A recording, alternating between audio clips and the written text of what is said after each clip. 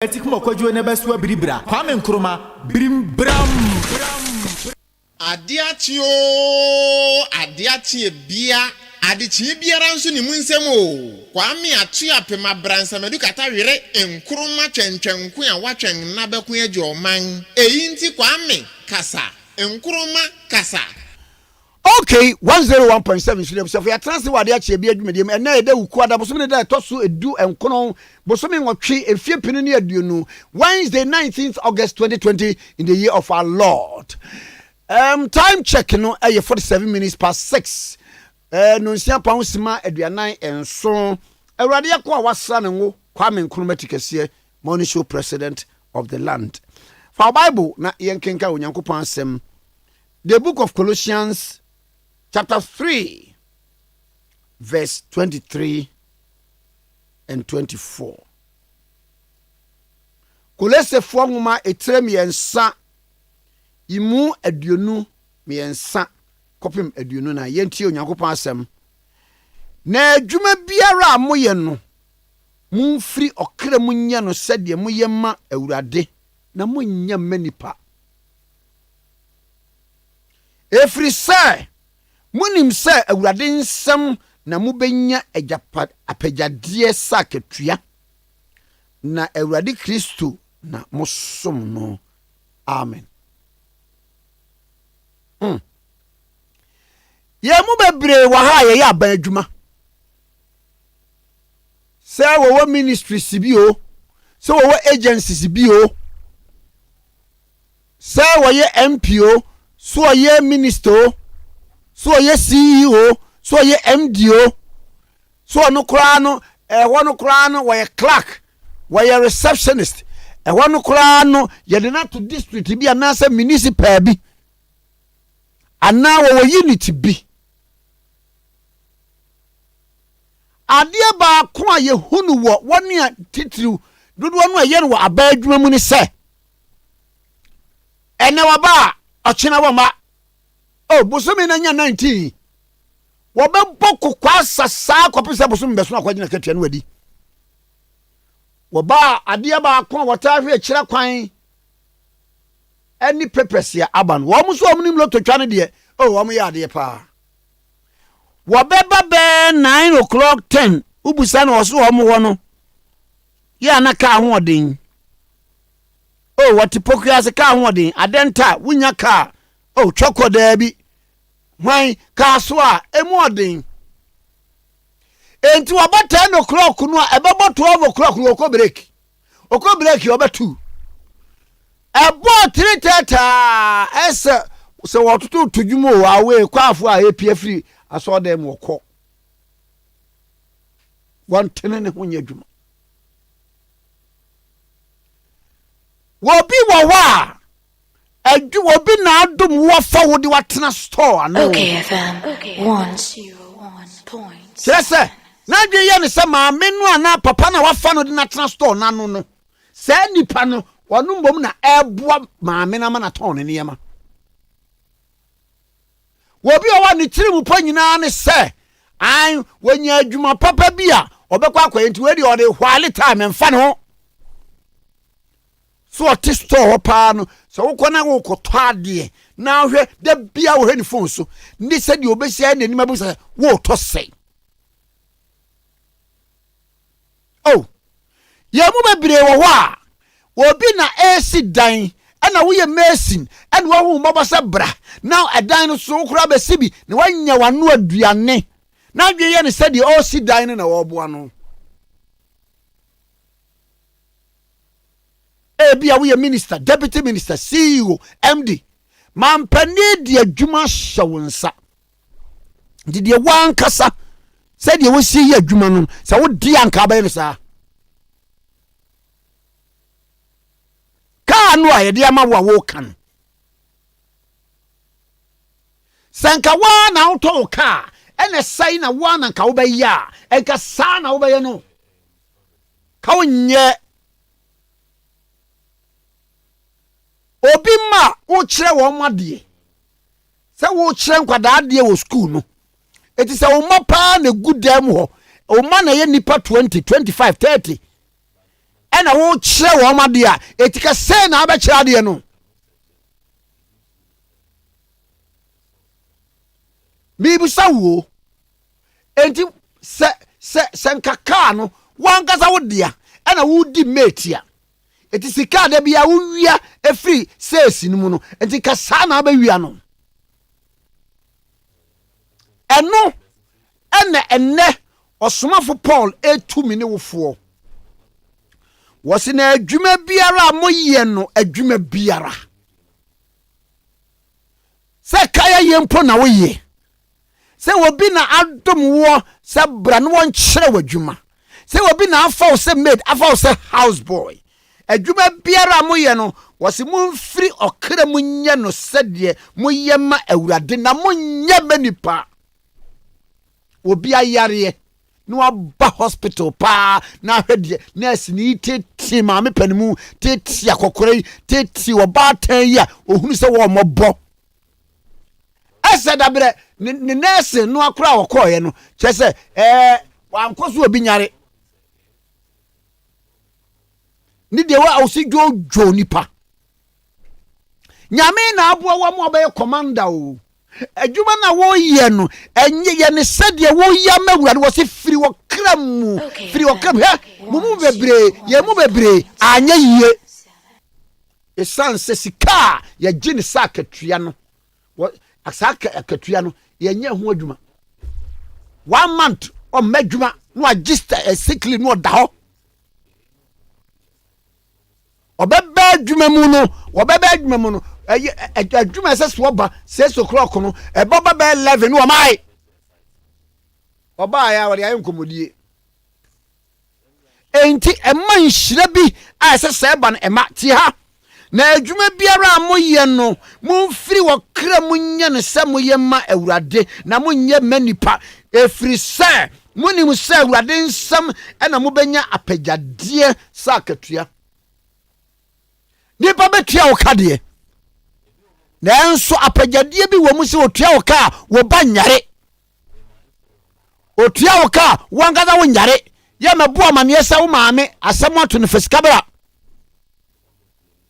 mene umi enuduru baabi a yensese ho hwɛ sɛ sika ɛba yensɛm sɛ akatua no ɛdi enti na sika no yentimi fa nyɛ hwee esan sɛ yɛnyɛ ho adwuma anɔpɛ yi wɔsoma me sɛ mebo amaneɛ sɛ adwuma bi a wo yɛ no firi wɔkra mu firi wakoma mu na yɛ no sɛdeɛ oyɛ ɛde ama awurade na wonyɛ manipa wahu sɛ covid-19 yi ba yi corona yi ba yi yɛ hyɛ aseɛ sɛ yɛbɛyi nkurɔfoɔ adi na wo panikeɛ yɛ sɛ yɛbɛyi nkurɔfoɔ adi unipa a wone no yɛ adwuma wadeɛ wampanike o esan sɛ wonim ɔsoma wɔsom wonim sɛ wɔyɛ adwuma no sɛdeɛ ɔyɛ ma awurade ofiri wɔkra mu na wodeɛ woyɛ kokwaasa enti ba sɛ enipa ba haasa saa hotel hɔ a moyɛ adwuma no saa ayi factory a moyɛ adwuma ebi mo nkɔtena fie no na yɛm hyew sɛ yɛbɛpam ampa yɛpam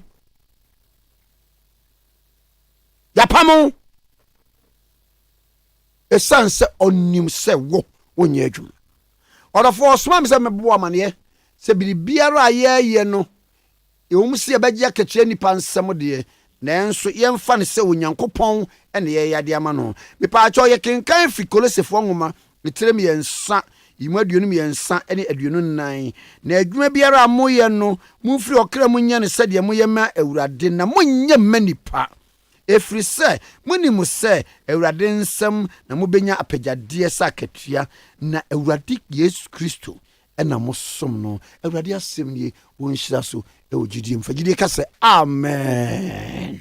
God bless our homeland, Ghana motherland, faithful and together. Hello my brother, hello my brother, hello my brother, hello my brother, hello my brother, hello my brother, hello my brother, hello my brother, hello my brother. Chibia Ghana mai betu pon negina wo mamba power jene Ghana ho kane tie chibia anye na magani amagashia ni hunu amagawo ho tie chibia eyegigi hello my brother, best. Attending to listening, my kind of move. Hello, man. Okay, 101.7 studio busia for atrase wade Akye bi adwumade mu na yen kontem na yen kodi enkomo enra His Excellency Dr. Mahmoud Bawumia, Vice President of the Republic of Ghana. Wo ye town hall meeting assemble na piefri mu eba ye se akwansam de entina o tutasuo egu asuo mu a na okaw aba befa yen ko Dr. Gideon Buako wo bomani de hye na wo ye kasama afoma His Excellency Alhaji Dr. Mahmoud Bawumia, Vice President of the Republic of Ghana, and also economic advisor to the Vice President. Na yenko tie enkomo no sede e ko ye pa. Dog me mo ache. Ojo na pam se. Boko na uso e. Ya me adom me ye pa. Ami. Wedi ye ba wo nchen a enu a ye mampani abedi ye che Dr. Mahmoud Bawumia, we ye town hall meeting. Na ensambay ene pie free mu a ewiase ebetie. Welcome that's mama fa matches from Kuma Ghana for nyina no bia wotie. Ndra jumadi bia ona mampani another danko kufado enam na media chi Dr. Mahmoud Bawumia ene abaimu asrafo bia ne kan ho Senior Minister, Finance Minister, and Dr. Koto Semo, and Ghana for a dinkita home. Say, Abba Ghana for a Juma, Yamayadum Ghana for the Tumiyama, Ure Kufado. Na, Omaya Yanisaka, almost TTIA, a Tiatuanga Kankaka, at the Ma by Sofania Jumano, no more person who Buakonta, at Ghana for. Ema Ghana for Musenia, Omode Omanfo Sika, Ejuma Modia Yakwakudu, and Kanka, and the Ebekanese infrastructure, ya dying, and they are crying soon and called by the Boa Money Passatremo, Itumpo. Na sa town hall meeting, she a deba kwa, a buying fast on the Omanfo design kita hono, a buying Namakwan be brave so, and a new Omanfo didn't get home. Mampanina Ankasa. A state to the nation address, Fibia, no Negana Fushia, no address here. A face of Africa, someone to 3 years, no man and come crom puntuno. On finance minister, so no presented the budget and economic policy of government. Now, face the Minister of Information and our penny demo, no more policy summit, and in the Cronipa, penny quapro, and penny for so quapro, Tikwan be bring a buy for flower, no amount for dinketan. Town hall and results for the Dicano, they are frase, Mampanina Casani Piano. Yet, Tosmiano, Yano, a freeway, I shall say, El Comase, a Mampania Bediache, and I could do anymore. Now, Bra, Mampania Bediache, the second town hall and results for name, El Comase, or the MPP manifesto performance, no, Boshag, almost share Ghana for 2016 to January, can I say? Aban so atrasia nhwehwemu ahwe adwuma waye ewon ponto adwuma infrastructure on tenche bia aban ne Ghana for behia e de sade no ato manim nse bosome ba ko pepepe ye sade ne wie no na yare COVID-19 coronavirus ne bai da chese intimi makwan ama ye ni hyiehyiemu esene nanka dada ye no tinanse ya mencha de yare asna no abrase kakra aban so easy restrictions no. And yes, and Ghana for with essential. Still, nana coronavirus restrictions no. Until no, nipa bese waha. Na by terms of from anonymous him for as of for civil society organizations, diplomatic corps, and Coniba. Na Ghana for the donor yakano so yesterday the ATB, radio station, television station, online. And asama mampani abedi at the 2 January say. Sabi enya manyo sema watimi wakame bebre ne hia omampani akufado echeche omai na yecheche no so awase obinya baabi odine tibeto awase sekwan ana obi hia onya sa kwan no ode ekonu fom akofane no ba eba seka ene hia so se nipa kro ne setimeka Janai Bia Nihia or Malfo so much at Timika and impont to my infrastructure hold a vision of Malfo. Mampania be the chita this Mampani Kufado by Musa Bema baby, or my Indian idea. That's what born homework in power infrastructure anymore. As an order to Jana, it's me boy. Yet also me no son say. Abia we infrastructure records of the buy. Why is a nano debina sabi ibin muye yeno.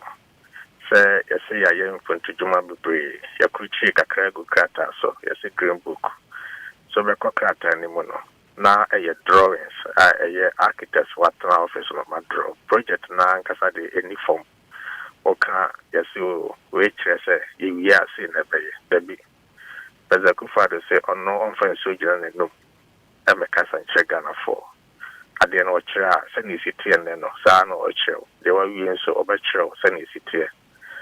Now, we and so no. Send a bay a gun and Nibia, Binya Quine. Now on one cassette fee or an officer. Baby crab Kwame, or take Kumasi, Abia Bessa was swimming in a new young called Krumada. And this baby crab cost a young way. Then so they are no to go up there for computers, and internet to say. Okwa, Anka South offices see a bit master check, Ukrum. No one say, with districts, Juma buying Casawayano, I had to create Sawayana, so on ye. And also, Yanama Bear for council, I had digitization, ya by a year about yet anyway. And I watch us on no team could digitization. Now when you BBC, now man for pa or more or bra, I bear for quite so. So, here the sun, no point to Juma, I can say I need internet and so. And it's such a simple crowd, or call region, no isolate, or call district, no isolated projects, open education, open health, open BBI, just a full frost or cry, they are done it, and no money, among more and the governance structure, me GDE pass it. And no, be our share, be a bad and no for self. Now, you will go for this. I know why you infrastructure to do see, and I said, be income once. Now, I need you some infrastructure. I know I hear about me at the tree, Johnny said, Eddie Kano. I try a cogana for another beer. And now, I'm penny Kufado, so I'm finding any to say, and I'm among the Shamunti. Or sister sickening in idea, I don't be a Kasia, me no, and I mean, Sabi, I won't cry, and I say Kumasi, and I be attacked at Inqua. Now a giant krum get to an arcano, or Monso no Maka crack or Mohiano went to my jet, Debbie. And the infrastructure now, I can want some Siciano. A year, you be one kind, and the crow I can see them, but don't so a year, dear won't krum get to an mark, come in, 100 Paddo on the wall, Monso no Mohiano, my Buha. You will hear your toilet, baby or Honsa. Don't hear you sue, baby no sue here down. Into a home here, say a better time of my sick and Cassiano, the ABC Danka Crackabi. I won't cry, and I say be out, Crocassia be more. Now, near your own crunk to a monso, your home, a chair, and tin and number, but never the J. Said, yeah, inclusive infrastructure development. Coco, baby, me, I be bra, Uber, as I toss to be. Infrastructure development now, yeah, no, sorry. And now, my panel is actually dead. Say, a home born our from pa, Boniba can say value for money, no.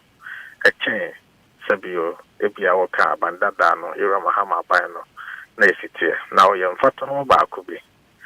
Say, Oshe, maybe this acquiring ye interchanges. A bra and this abino was so moving watching the ma or Mobakawi or Moye. Kwame Nkrumah Tikese interchange and normal friends to buy no. Sa interchange no a 3-tier interchange. Sikadodua binder than the SI interchange no. A $260 million. Kwame with him $260 million interchange back up. And so you will Kufado a interchange and 9 a Tamale interchange. A Pukiasi interchange. A year Tema interchange and a Obichi Bilamte interchange. Sa interchange and I know. Okani Nina Bobuma a $289 million. And the ideas as a Ghana for Ninabusa Mohone say. Adintina Obi a year interchange Mako and 9. Nani bo a year $289 million. Na Obi so year Bako. Nani bo a year $260 million. Yumbusa and this Abia Mahama say a dear pan and never come and come Tikese interchange no more. A mass I interchange back bo and 9 the higher Kufado, Ayape.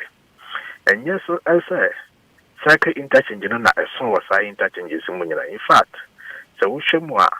There a when no pa a Pokiasi interchange, Pokiasi interchange, and only 4-tier interchange a decay our West Africa Hagina.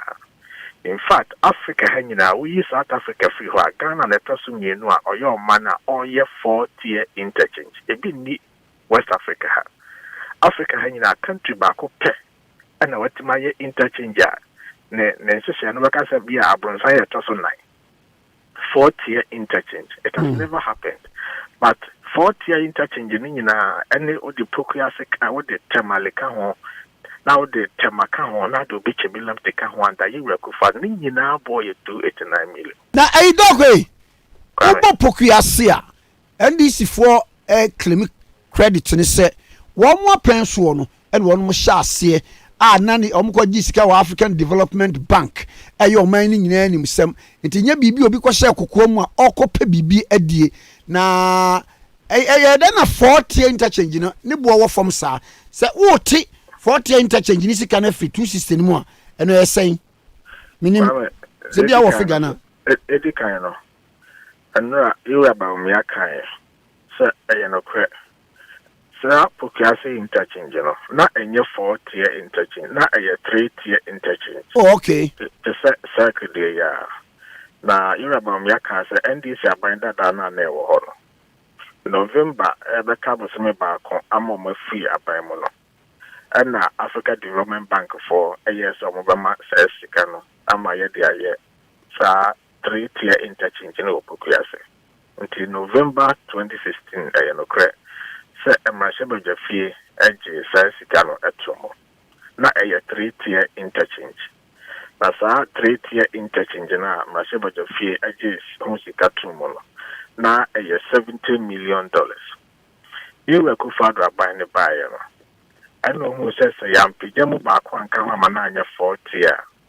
A more free Abricoma side when in a bar and offer Pukiatin and corner by across a quachi motano. Kwano intimate warm, TM mu a man in 4-tier. And it is a woman say, a bra you a Kufado, a buying negotiating my Pijamu call 4-tier no. Yan Fataku, and as a simple American bono. Kwame value for one in Nayaka once and saying it to you. At the Ananka originally a 3-tier and it cost 70 million. And I buy more mode layer back account man year 4-tier. So I buy way 8 million negotiate here actually the entire and say can be Babaka home. And none of my savings. And no, was it born out of the fact to say, be a one way the kind and negotiate sa contract for 3-tier no? Be a bit so. And be a 4-tier interchange, yeah, quite and no dear film one. Kwame, you're not there. Ghana for you now, some suburb. Okay. Okay. Ghana for you now, some suburb, and the whole plane. And it's all share cost to know. You are Kufadu was no 3-tier no crown boarding. And it's a negotiate. I'm an acco 4-tier, dear, and Fataku and Assam Ponka, or more Casano Baba Yajuman contractors, no so Zampa, and no credit. Enti ya no 4-tier ya mfa bi nka ho enti saa Pokiasi interchange no aya yewe Akufo-Addo aban baaye ana or negotiate ye ema e ba bi e ana ode asobo form. In fact, President Akufo-Addo ekate sword for the Pokiasi interchange ewo 3rd July 2018 enti ho ana ekate sword na yade Pokiasi interchange na enti obi en ho betima beka se we bia na ye ndisi aban na ya na se benye no kre aban a obaye na wo hwema ho ntotoye ene ho sikasam ye ne kama na odi asobo form ama ye shase Pokiasi interchange no 3rd July 2018 ene ye sade enti sa wo fa interchanges na te se bia obechebi lamte interchange no and also nebo ewo ho offer Tema motorway phase 1 ya na no yewe Akufo-Addo $54 million. Obechebi lamte interchange phase 1 no $35 million. Phase 2 $100 million to kabuma 135. and Apokuase the around $65 million. Tamale there $35 million. Tuka and 9 in Abomwa and a year $289 million. Interchange in Naya, you were Kufado Yano. Interchange Bakwa, you are Mahama, yes, and a mechano, a year $260 million. Namatesa, in your nomantis phobia, Ekase, a year 260 bia, Nana, 74 million euros. Kwame, and Yanoko. A woman is a circle interchange, you know. Now you two phases. Phase 1, or year 2015, none bought 74 million euros. So 74 million euros. Saber now cover to cut dollars in mana 90 million euros. Phase 2 of circle interchange now year 2016, now 170 million euros. Oka Sa Sikani Nuboma 260 million euros. Into a bind that down at the 260 million euros. And a year circle interchange, you are Brian Kufado at the $289 million a year back. Abanda at the $260 million a year back. You were Kufado at the $289 million a year at night. And the difference in the cost, it's so clear, so there is no problem with that. You were Kufado by so. Tama interchange, you know, why you were in fact, about being who our bar. Since independence. But dog I no cross NDC and the pace can go ho.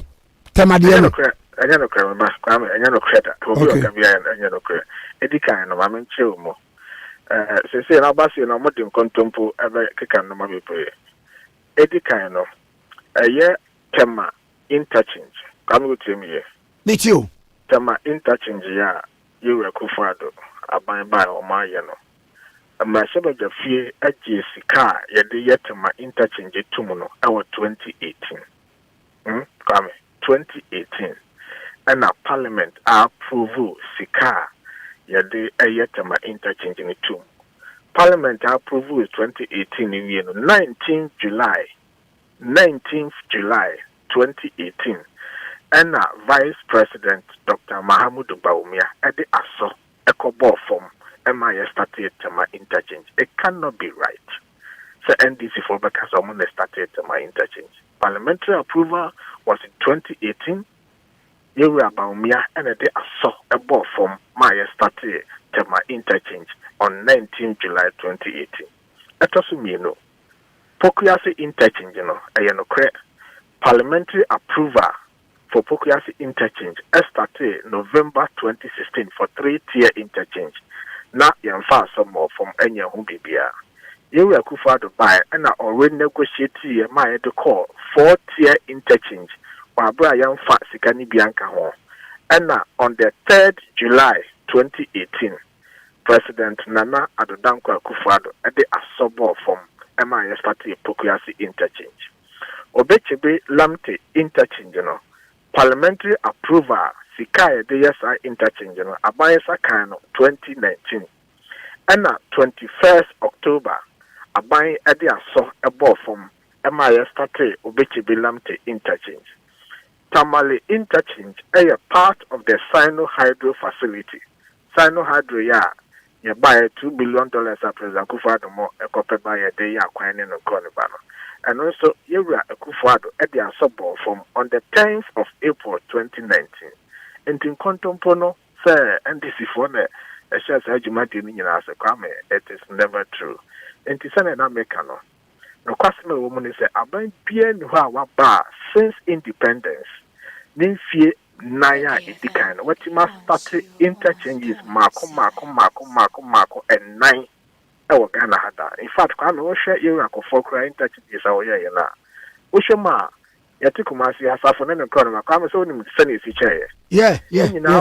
Second term of President Akufo-Addo. Interchange Ayera Mahama and then no mabi almost some year in almost second term. Two shapa there. Send penny focus at Grobesa if you are no panel. Just you were Akufo-Addo buy when near buyer. Not Ninfin Naye Dikan was starting Punti Juma Kasia Bepa.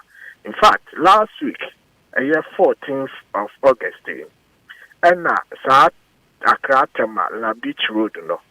You were about me idea soccer ball from $100 million omo contractor no ehase and also interchanges mienu ene wo Kwame Hwekwane a yeah afri and kind independence ayo avenue square ho ekosa kwakositema na interchanges mienu esawom ewo mise ngwa junction ana ba ko bi nsuka ho ningina no Kwame President Kufuor by for $100 million. Bebajo sa kwane every $1 million now. And this is for the year cycle interchange number. Bebajo every ne ekwa every na ekwa he. Every on the saying Accra Hakositema. It's a far beach road, a far La Palma Nimo ho. About Mr. Statifree, Connecticut Castle, be independence we honey banana. Efa eponano sa kofa nungwa efa teshi ekosa akokositema Kwame sa kwa tentin we nyina no na esa wo interchanges minu wo no yewe Kufuor aban $400 million wa bra seke de we ye quantity bia nko ba bia no ye for $260 million etu Kwame ye can value for money no ne sabenya se bia yesi aban ye infrastructure nkwa keke yemusa se ne bo no yesai kwan na onam koti kwan so se na ye mpontudwuma anti osai anase odin se bo omanfo sika mo mechu se me words carefully because me pasa me use words and say bia manyafo bi use se we are omanfo sika na se but Kwame the difference is clear se Ghana for a person omo hunu pa dia ye obo omanfo sika ho ban na wasa ye mpontudwuma no Kwame say na esiti nti panifosa agrobeso efianopa Iwe Kufuor ayade wo mu se yentime nkase wa ye bibia se ye magana for there na Kwame ye kan interchanges wo de la beach road de mienu beka ho na chese akoye nsia wo Iwe Kufuor nko apeso na afen so nyame ya adoma abosime ya babesime ye September next month ye kwako kate sword for the first ever interchange in the western region Takrady PTC. And also aban dia so kwakobọ from and no so ye undersign no hydro facility no to set Tamale de na ekoso Tamale interchange no so Iwe Kufuor started undersign no hydro ekoso gidigidi no and no the first ever interchange in the 5 northern regions a free independence BC and yet President Kufuor the year where Tamale 0.7 ya offer upper east upper west savannah northeast northern regional na interchange back okran ho the President Kufuor the 0.7 or to shimwa now kikabo man say Iwe Kufuor the first time I dikai was started interchanges in kwa mako and so come it has never happened in the history of this country it ye ka impuntu jumani infrastructure ne sanko ne bana Iwe Kufuor that done it this no na fear dikai no crowd dia o ye na chen de binum ye mfi watch ntene no ye abam ya ka as fine NDC for bit ma compare 8 years record to Iwe Kufuor the if say Iwe Kufuor to crowd also now so omuntimi check Ghana force omu ba ye omu fie na ya ni dikai no a dear pan omutimi ye in terms of infrastructure they check Ghana for they have to tell Ghanaians eti sa oshomu a na chese say Iwe Kufuor nya infie nine for phobia kahwa Kwame it will shock you the level of infrastructure member on my muha you about me asa kan no so say enye say aban we eye infrastructure nko akeke na waja de obada to ye ewo ho de beto ye no so yenya ne sa kwansan se fi sa aban de ba you wa hama be ye ne de wo ye ya wan wie ne so say yan so ye to aso na ye amayeko inti offer there's a hospitals there's a diasa na ekoso we Iwe Mahama penso a wanti man wie no Iwe Kufuor the buy no why je awie mu mako edunsia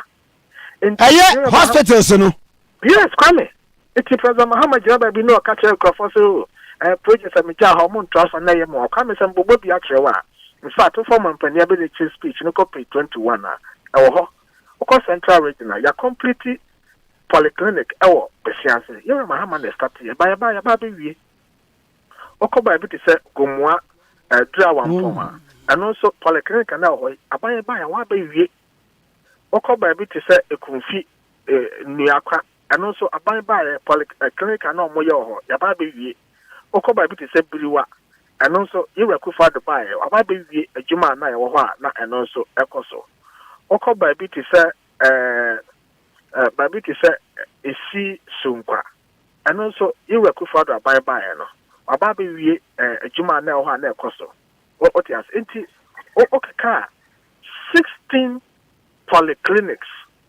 Ira Mahama Eshase one wie no you were Akufo-Addo baba be wie in fact offer NDC for project and no more so mo be senior high schools mako best 200 mo ye mu I think say 29 no you really Akufo-Addo buy sa e-blocks na Mr. Mahama buy this you know about be mu 27 NDC for na nkasa wie 29 President Akufo-Addo about be mu 27 to come with the examples can go on and go on it is among 70 Mr. Mahama ko kan be so and our projects and may your mobile man to us it is not true and our projects are you for no you know about to us to affordable housing about by 8 years they never continued affordable housing you Akufo-Addo buy why affordable housing no and will be akobote man and call the bakumase yanko 40 more moyade it President Akufo-Addo is not just only doing projects I will not buy over catch so that I will start here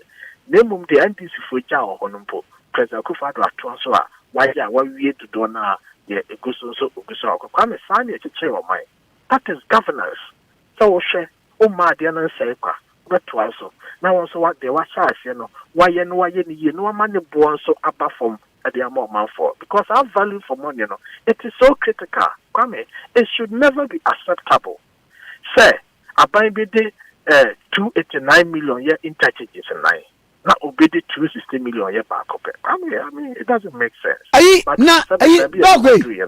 dog wo bi bisa say since when na saadi ebede adwa dadara ne wo na na mo mfama ana se we nu na mo de te na campaign du wa zam na mo na me nyane sa so nu se ayi cycle interchange no mo sha ase so mo bia no 2016 MPP then in opposition e kan ho asema o kai say no ene baako bi omo ye o ka so o kai say interchange no so azo ama you Akufo-Addo kan ho asema say interchange na mo ye ne board ten toto the board there no me kai pa say in opposition President Akufo-Addo was talking about it said no enti no na unza sake there na mo ko fa Brazilian contractor now yes aden eho se ko na virus virus something so come okay you are in the media you saw the noise and of what you did so no one interchange just one interchange $260 million I mean Ghana for you who did the medium injuries and also can hold in a Ghana for 2 abatia Mr. Mahama so much no until that I will hold ya can was a man Sabio Kwame ya say at the end of unya so back was so shy I will send a city and so could million and will send a sibana until ya can was some Satan be a Ghana for you kana still not winning because I don't want to know more but you are the Akufo-Addo buy ya all your interchanges and 9 years and ne baako eboa na Ira Mahama ye ye peno mo say na say ade na ye kasa ne board na ya because Akufo-Addo buy wo ye na ya no kra de eso kra che baako a Mr. Mahama ye de gi 260 million wa bra 9 is 289 come the same thing applies to mobile money interoperability na nko mobile money interoperability no na nko mo ye for $1.2 billion $1.2 billion at the time no that's the equivalent to 4.6 billion come tell you 4.6 billion and as cities are now $1.2 billion look that time no now as a project inflation no cost why $1 billion kwana as omo is capital be they were the Akufo-Addo buy vice president the Bank of Ghana for any prayer mu chance accepting contract no no project and come $1.2 billion and a year no you the $5 million a penny a year. Can you imagine? Yes. Bia components, no. No, in fact, mobile money interoperability yeah, the component in the doors and tina. See, I in a triangular mobile money interoperability. What me use calculate bank accounts, mobile money, and use to generate a ban. Now, come on, yeah, at the end of the Doc, just a second, $1.2 billion.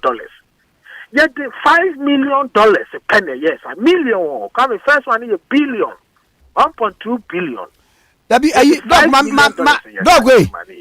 Dog, Mami Chlemune Bia at ye for NTSE. si e ka se 1.2 billion eye million apem Sir. any another million Ahanu. sanity apem ana we de the million enumpe Enumpe Oh, sir. million ahanu na na da million apem no so. Come this is so ridiculous. na mi bu akunta we de me mass week kakra but me ya ni chese we no anhwa percentage wise be a minutest fraction of 1%. Come was so baby. Come this is so ridiculous. Come Sabio Meshameka. Sometimes na ya che Ghana for address be say Ghana for share you ni assign ya tibia. Come yes be as sabe. Obi time you Mahama na CPP. But na me see an kan no kwasem pa ni. Say Mahama say o saya ba biwa. Na o ba be yeden. Wasesa. Has it changed? Because the extent of wanton dissipation of the state resources was beyond comprehension. Look, as academics, but ye can obi so be sase MPB ba ye e konfie nan ni ye mfa wo bia nko gina court ye mfa wo bia ntumu enti we no se ka se e bia wanton dissipation of state resources yen kan se mu na mu modern se mu di nipa no be court na ayi akwara de sei amidu nu amde na kwatena ho no se se ebuku ho asem kwara no wo ka. Oh, come court no dey say ebinum court so ebinum modem wa na meboa ina bebre yi dey say ya kan so go so about over 20 cases and am dia court and the previous government ni ya kodru court for lawyer bra yan kan say but enu sen kakra ka ko ebi akwadem ebi nso nyame ya adoma ebi omobeko ebi nso wo ha Kwame te accepting the ya kan almost sign contract no na so na contractor no nhyase anya adwumanti aban wetimi twem ti Kwame ya twem na wie ne de so sabe o man sika ne nyan hwere no how dey make sense nti no no de kokko na ase onyan spend sika no nti de ne kokra ase onyan ni bone no na so no nam kwa so ba be di sa bone no eti nya Ghana for adaroma na aban sesa ya ka sa bone no bekoso how dey make sense yeah and na sabio ipokasi de ya kan ene strike de ya kan obi no ai contractor bi akonsese ama obi a abona ni ache contractor ne so pejade no mukose na yitua na wate kakra ma me Kwame mbremu ne semra chewaja foji tum omutimi dada na se omoka o masem yi na ma chewaja foji tum a abaye mra even though wo adwene mo no nim sa mpa sa ade we de sabe kata se bi cross no bi cross no enso odu kodu ne ka ho asema sa nipa mi na do mo sa sha se no krese na sa ade ne te contractor no so chire do sa na obeje enso bi na pass back door eti eno ho asem no so abaye bibi o kodu kota na eno na emaye hu ni paponefo enti unya hu ni paponefo sa na wada ho so panefo se minya wa abaye wa de matia madalo ho so ne no tina Ghana for adaye ho so 2016 a ye to abati ayira Mahama since Ghana ba e so my Ghana o mampani bie ni ho a ya to abati no amana ye kase te se ne Ghana for to abati ya Mr. Mahama na tse Ghana for jitum pass o mampani abanyina no no na eye west kra onye kra enti ofa sorry within 2 years 4 years so Monsan to abamame na me correcting me mistakes Ghana for musa President Mahama say mistakes bena oye ya tufi say ma akwa na be correct he should be able to tell us okay so wotimi catch say me buy and mistakes say na me yent person me correct here na Ghana for nshe say wasesa na so wasesa but Mr. Mahama has not changed the NDC as a party has not changed nipa no mo wana be mo ye no man e course they are the same people there of course some are in the court they been to jail but Kwame Ghanaians should never make that mistake today or tomorrow. Sir, you will fit the SC ewo President Mahama time ye kwakofana bad this time. Come it will be suicidal for this nation. Abia, one day, NDC as a partner, Abia one day it will come back to power. But Kwame, in prem and if you do no idea, you know, as a Ghana for cantam kese, sir, never should we allow the NDC now. Yamma kwai na se bia new don bia ba we nhwe na yensesan no mamu but pass putupru Me a sad day and me I find this about bring the comment. It will hurt this country. Okay. And it will hurt our future. Dog medicine no pay. Kwame Nkrumah dance. Yes, I said Dr. Gideon Boako Bomani ba. Now, we are spokesperson, His Excellency, the Vice President of the Republic of Ghana, economic advisor to the Vice President. You don't have to and a town hall meeting. Yeah, His Excellency Dr. Mahmoud Mamia. And some of the Guaquemuni and in the home and Comono. You better was where the name of show is a da. Fast like a see Emma Vodafone or your network or Gino. The Vodafone for some more maniano pays. I want to hear dear. Say, Vodafone cash. Now we'll send this car akoma obia across all network and pacho yento kapu yento sempoa. Sikanisa son se as many times as you send nina no free charge, zero charges yento we send any amount as many times as you want. Kwanimu ye payment shrewodo your contribution send this car Vodafone cash so it all networks free. And one is about Vodafone, so no dial star 110 hash. What send the cash for free? Star 110 hash. No send it for free. Now was it ready? One more year proud sponsor. Another proud sponsor. And yeah, Imboost Herbal Mixture. Police in your drone. A number one immune booster. A boost immune system. No, na kutia ya ria hodwa ni na epese eye wo. Me pa me chow corona na COVID-19 ba ye. Yesi ni aduro. Na so immune system ni strong wa. Eno no yare bi e bebam even the virus no. Edo ni be gina entimi new so dem kese. Me pa chow tie. E wo wa anu anya malaria. Wo wa anu anya we ni nyina bomode ne ko. Me pa chow Imboost Herbal Mixture Health Alert Organic Shop Vision 1 FM. Accra ha any Madina social welfare ubenya bi ho. Ekus pharmacy ni Widama pharmacy wa Shaman. All herbal shops in your country ubenya bi. Tribe of Judah pharmacy wa Kaswa. Tinatef shops ahodo, dependable shops ahodo, any all herbal shops nationwide. But just sa wo be fra. Your number ni 0540 710113. Imboost Herbal Mixture. Tie we fi ade o si police ni aduru no herbal shops ni ade nyina ba bia pharmaceutical ba bi police ni aduru no na wo so wanya bi na wanom na etumi aboa wo yenkoni enkomai Auntie Janet Nabla National Women's Organizer Edema PNC amanyoko no Mami me moache Mpacho me juice na boko de Mpacho boko Enra mu meeting a mu yesa mu bako no kware etimi ba so Yenye meeting bia Enra na yenye meeting bia Bernard ene ne dan fofo no mo ko party na meeting bia ni ho Wo chere mu sei Inti me ka me di brofo be ka na de I would fafra from my why yepe you need that inti January Mpacho wuti me too pa very well inti January this year January na connect meeting connect meeting no ye plans and the plans ni say ye be this in ye be tria filing fees and sad days na ye be Congress inti ye we nyina next ye nyina ba mu say the prices that we were going to pay were mentioned. So chairman was supposed to pay the leader was flag bearers will pay 50,000, chairman will pay 30,000, general secretary 20,000, treasurer 10,000, organizer 10,000. So we all agreed. Our neck. Ye nyina agree yes sir. We yes. Because we just saw amounts now ye free ye were PNC no. We call CPP there twice.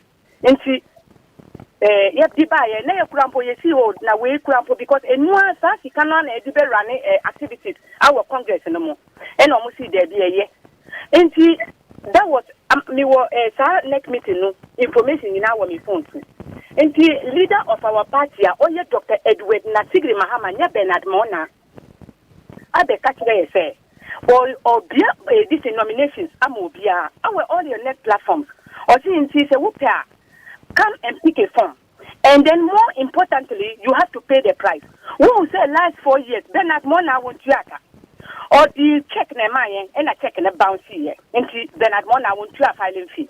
And this time around, your leader, your party leader see, or no dear, or more beyond for check and betia, or person beyond far way, or beyond fear with bankers draft.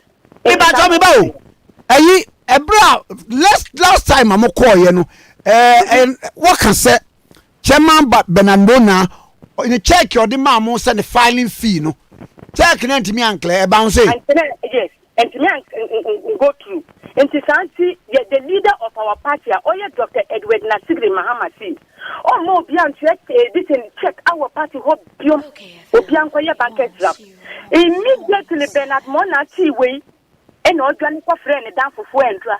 And also meeting see chairman see obey 10,000. CPP chairman or 50,000. CPP flag bearer or 100,000. CPP general secretary or 40,000. And a year neck January almost a year chairman 30,000 and a flag bearer 50,000. General secretary 20,000. Where Bernard Mona went to here? William Dientia went to here. Debbie. Or no way of the political or he doesn't care about the development of Ghana. Me better link your constitution so only your constitution Bernard Mona change the constitution to favor himself. When we can our heaven and earth. Say Bernard Mona any Papana no ye chairman of constitution committee no. Me no way aware. Mona mukoya constitution.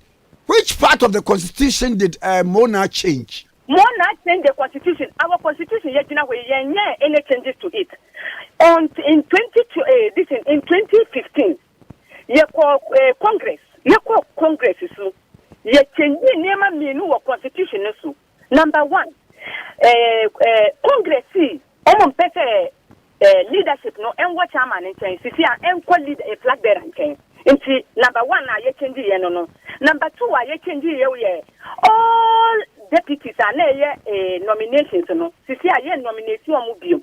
Sisi I be more appointed. Nomination mubium. Sisi I be elections. All deputies must contest. So two way and I change where your constitution so. But the constitution is better to Sisi a constitution I change say. Leader no okrampo chairman no so our power. That powers now, Omudima chairman no, meaning say, not any your constitution so.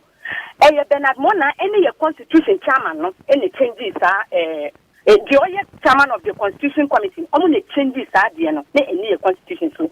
We couldn't put no assembly Namibeka. Sa 10,000 Bernard Mona, a young Nantia, no, in Kuafomu Dignity. Or no way on PNC development, or no Casa power. Bernard Mona or your power drunk. We will not know. Into a person who come for she says she's a baby, and as I come for now, the PNC no. Almost be almost need to have filing fees. Into no all year meeting, call your code duty filing fees are your neck in na, yes, I filing fees no. May I comprise every all the chairman were there. Be someone I say and do a next meeting now, and the chairman saying and more to the point, at this crucial hour, Mona will need power beyond or the constitution. Only power beyond. But is he not the chairman of the party? He is the chairman of the party, but the tenure of office are elastic. The NCR leader, almost leader, or you say, leader, no, you on contested him. And see, a neutral body to be able to take care of our electoral mandate. Leader, no, uncontested. Say, election era now we are contestant. Won't mean in charge of. I didn't know wait to setting exams. Now we will start for trust exams. No, share anyway. Then at one now we got set prices. No one contest on those prices. And no, almost friend conflict of interest. But more now we name that conflict of interest. No, and fun or no other any criminality in order to just succeed in becoming powerful or no bit my yourself. Into the American say. Now, Bernard Mona did the two presses to say, and Congress this and this. Oh, John Tro, only chairman of only leader of our party. The leader of our party, see, Sanek meeting no Muya and Rano. No Munya Sadiano. Next meeting, Brasa Association. And a Bernard Mona Koyan Association. Enti saa na association thing na odi ba ye no. Obi antimi nji. Enti almost for me interim committee to take over the mantle of Congress. Because one team in through exams. Now we start one we set the exams now we be through exams no. And no dey entimi njuma. Ayi mamie. Enwa meeting na ofre ye no. Na mo ya aware. Senka mo ya aware so aka mo koya nka all these grievances are what there be saa meeting na ofre ye no meeting ne say meeting now offer meeting for what? Because number one, we have done everything. We have already done all our meetings and the prices to pay and everything on January of this year. Our Congress was supposed to start on the 8th of February. So more now and do a change agenda identity on who say filing fees on any crown for now or divano or Montimintia. Santi, now we agree there. Every day you are thinking about yourself. Every day you don't care about the party. So we were party soon. Now we see you percent when you're chairman. The 50,000 Ghana cedis. Who won? I want to 30,000. Want to mean Pia. I didn't know when you're PhD chairman. Yeah, poverty on our party. So poverty no too much. What do you mean by party? Because number one, as a chairman of a party, as I say, one person who was a crowd would debate broad party for no problems about. Now 30,000 filing fee. Mona. Won't mean Pia and I will call who and I would down for one committee next meeting. Now I this in price is not to 10,000. A disgrace to Mona and all those who follow in yes. Oh, now it's disgrace. In the wake of this COVID, say no, was a man for and show in terms of ska. And the two, my party constitution, no chairman no entimi hwese bia okay, mushia ye no. Say na ye ba COVID we are not in normal times. It be a mentity a bonus na obi ahon hare no. Thank you. Okay, FM. Hello. Bacho meet you. When them say COVID buy no transportation sika o mati so. Eduane ayeto wo market so o mati so. Congress ye sika o. Congress ye PNC time abase yen finjina ya amemre mo ne ye yade. So the young Johnny didn't make a say, ye person mama yesika. Now, Omama yesika, she say, Oma to 3 and room and a room and a yen to Minkasa. And yes, I no. Congress no sikano. So we share Congress, Sika, ye per se, ye Congress. Now, Obi bet you 10,000. And ya insult to the party. You better than a running party. Yes, the men run Congress. And I wish CPP. The CPP for all the Ghana baby. And ye Ghana honey in United. CPP chairman, what you 50,000 or your bar. Your bar, Momatia. The Ghana. The COVID-19 and CPP bypass no more PNC. And it's a COVID no, and Juma. I see. And it says, say, mobile day. Yes, the only leader of the party. Only power, you see, where your power drunk. Power drunk to the extent of Obetima to do constitution to suit himself. ATM one. Me say PNC for na disregarded Bernard Mona any information there or the Bebaso. Only leader of our party. The leader of our party is Dr. Edward Nasiri Mahama. Bernard any no for no only leaders. And Bernard only Auntie Janet. Said Dr. Edward Nasiri Mahama was one contestibium, and he ceases to be the leader of the party. Now still a leader. No, your leader. Okay, for this year elections, uncontested as flag bearer. But only the leader of the party. See, your PNC. And not until Mumbenya flag bearer, no. He continues to be here on your flag bearer. But on still, your leader. And on still Kurampo say one year, this or your member of NEC. Even Nitem Kurampo who are still or a member of NEC or be a member of NEC for the rest of his life. See, Edward Nasiri Mahama still or a leader or see this year uncontested as flag bearer. But still, at this particular era, he is the leader of the party and you per se or no on fire or no the Congress and young Bernard Mona. We share your constitution, and you're the leader of the party that takes us to Congress, not Bernard Mona. So I didn't know be leader of party or the Abeko Congress. And Bernard Mona Baba Maye filing fees say yes. Kenya, meanwhile this is your committee. Your committee, you need the meeting you full to capacity. All the chairmen were there. And now Obia Baye and every year filing fees. And then Bisamona said not how many chairmen there was on. I didn't know say this is Mona and this is last meeting I year back 1 year and the price is barrel. COVID-19. Auntie Janet Nabla. Auntie Janet, Obi Bisase. Here is your leader of the party, Dr. Edward Nasigiri Mahama, who is ambassador at large. Ewa Abayimu, who was also at large in your party as a leader. It is a banana say when the chairman, the leader is at large, no one as chairman of the party, no, what Nieme Gugwa Kwema Bonia, why anything? What's he at large? If you anything, Bernard Naya at large, Mumuntiasie. Bernard, when you how? When him say, Doctor, or the Bernard, the teacher, make missing. Yehunu, Bernard, what you know, or you're very pervasive, unimno.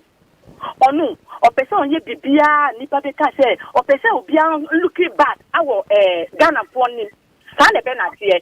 Bernard will say which na way or you contender and I will down for Bernard beba abe mere compensate that down for no so that we na be there. Or no san out here. Then doctor Ubeka said doctor your ambassador at large. Or your ambassador at large, you know. No way you Juma chairman.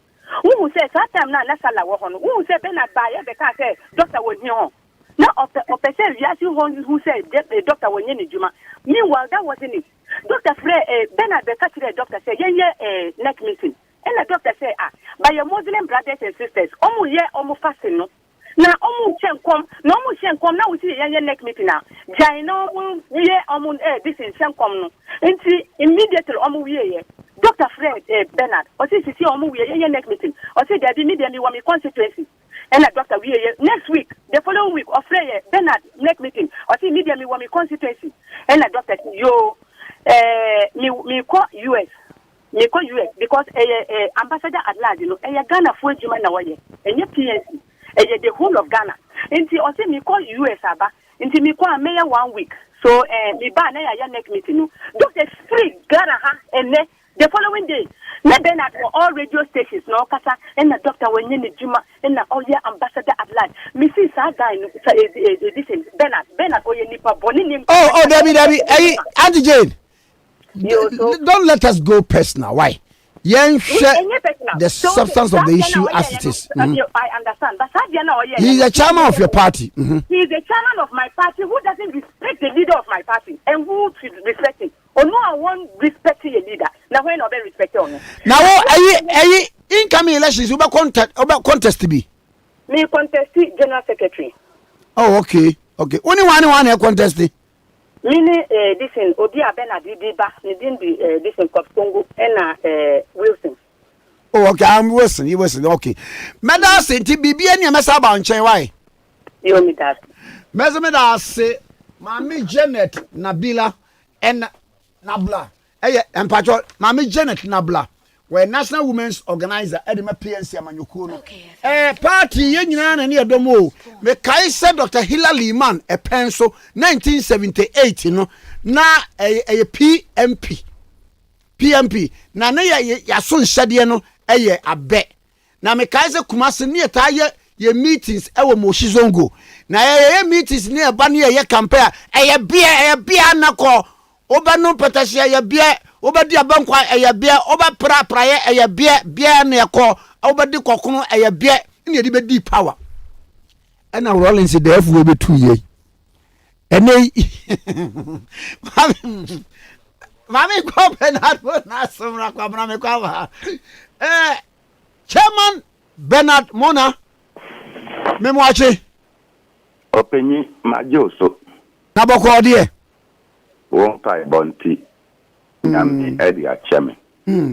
Na me kaise 1979 yede kakra PNC PMP ne abe PNC yede beji tumi na ye boko kakra ye bia na ko sa kakra na me kaise Dr. Hilary Mana na wodi animu na yire maame fulera ene kura me hu ba bia me maame wo na wo mu nyina ka na die ba on person hu baby a o da so rotation ngwa oh mekwa ko hwe no no be ko mate na die ba asem na aba wo National Women Organizer say one wo mpe Dr. Edward Nasigiri Mahama asem wo ye na adwuma na wo ankasa na wo de wo nye adwuma two party akohia January ahye se filing fees amode be kɔ ayi no contest ni say no obi antua mo kwa kwahia kokoam mo kwahia ya wo no nkrofo nkwa mo se yatetete so a change the party no aka no afensu no leader no eda so wo ho eye Dr. Edward Sigiri Mahama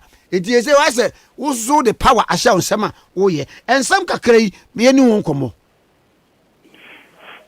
me dasi bebre onia I normally say I don't like washing dirty linens outside. If you say only in penny for a assembly, you want to protect them. But a could do baby na some penny for no or more empathy the confidence that exists between you and them. Woman and Kawa, you have to let the whole world know. First and foremost, on the 10th, actually on the 9th of August, and Aminia Jacob Amwako, Ofreya menti me anfanti o mame message. And a message, you know, or see Dr. Edward Mama, see or pese on me, and no or your acting general secretary. And I on catch the doctor say he knows I'm not in Accra. That was on the 9th. Me Nsaka message, you know, around 9:30 in the night. Inti me catch them say 9th was actually on Sunday, and I make catch them say me drew Accra on Wednesday. If he say Minya Dr. Soboro, Odimechi 4. Na okwako ware ewo boko, and I'm the head of our mother student, and I had to be there. And unfortunately, the one that follows me is also teaching in the United States, and I had to be there personally. On the 11th, Nami wa Bolga and Tamale. And on the 12th, which is the Wednesday, me bedrew Accra. Answer na medru Accra no. Now, Dr. Mama hearing that I will be in Accra on Wednesday, immediately now or the meeting Akye, 10 a.m. Maybe do Somalia, maybe start a flight. Maybe the early morning flight, say meet me do Accra and attend the meeting. No. Chin Air leaves Somalia at 9:40. Africa Wells leaves Somalia at 10. And when say a movie on 1 hour. Into me catch the Jacob and Marco say. The 10 o'clock will be problematic because I can't get a flight that will bring me early. Ntimi Krampo Mr. Just 11 o'clock because I went for Passion Air. And Jacob Car said, no 12 o'clock.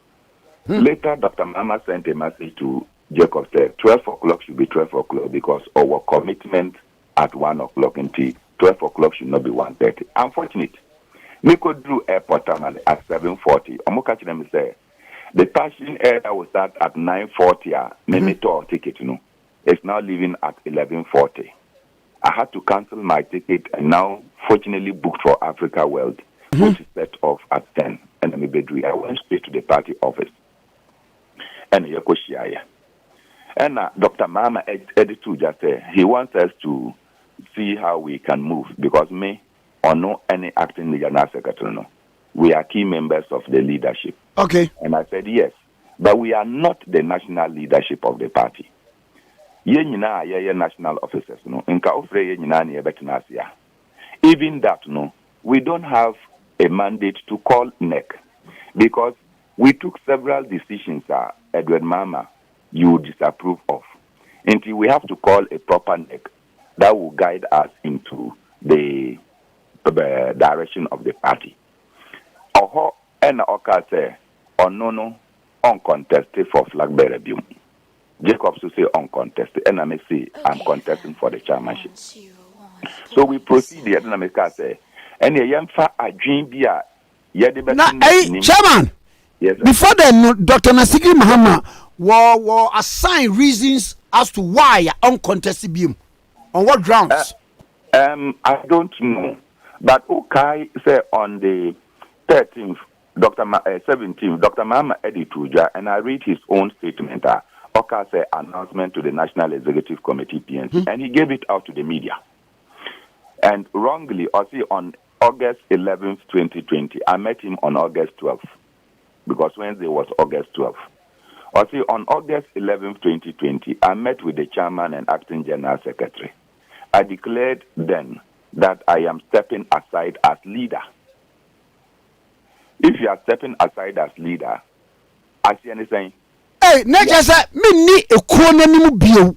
Fantastic. You are leader of the party. And you say that you declared to us that you are stepping aside as leader. It means that wepeja on saso and okase party no menka hu biom mumpe kwanya modibeko enim. Anyasa. This is what Edward Mama said, which is ambiguous. And Yamina Metroyo, this is his own statement, and I then asked them what their plans are for the election cycle. Jacob said he is also not interested in running for his secretaryship. But Admona indicated that he will contest to retain his chairmanship. In this situation, I have asked that nominations be opened for interested individuals to contest. Meanwhile, can Dr. Mama just go and sit down at a private meeting and open nominations? Just look at how laughable this is. In this era of political democracy, Nami Edward Mama and Jacob Yakoti Teyakonabi. In our discussions, then we say we have open nominations. What locus? He needs our locus, no. And it was this when he said this, and I said that the National Executive Committee, the second highest decision making of our party. Now, Yanjintum say next meeting. We make a proposal of timelines, vetting committee, Niyama will go with Congress. What you here? Now, next comes, we put it before them. They could adapt it or they could vary it. But that would be proper party procedure. In Timika, and we sat down. To be honest with you, we deliberated on the timelines given the Electoral Commission's time or the bar for Onwankasa activities. And we thought that time was not on our side. So we agreed that we should do a next meeting. And say Yeshia Wednesday. To call people all of a sudden to come to Accra on Friday was problematic. And me and I suggested say any mama yen Zoom meeting. Inti ye Zoom meeting Friday 3 p.m. Then we can put these proposals. Unfortunately, when Jacob proposed the Zoom meeting on the NEC platforms, the NEC members roundly rejected it because Ebimo Krampo, they don't know what Zoom is. Most of our chairmen are not sophisticated. Me know a bit sophisticated, Krampo no.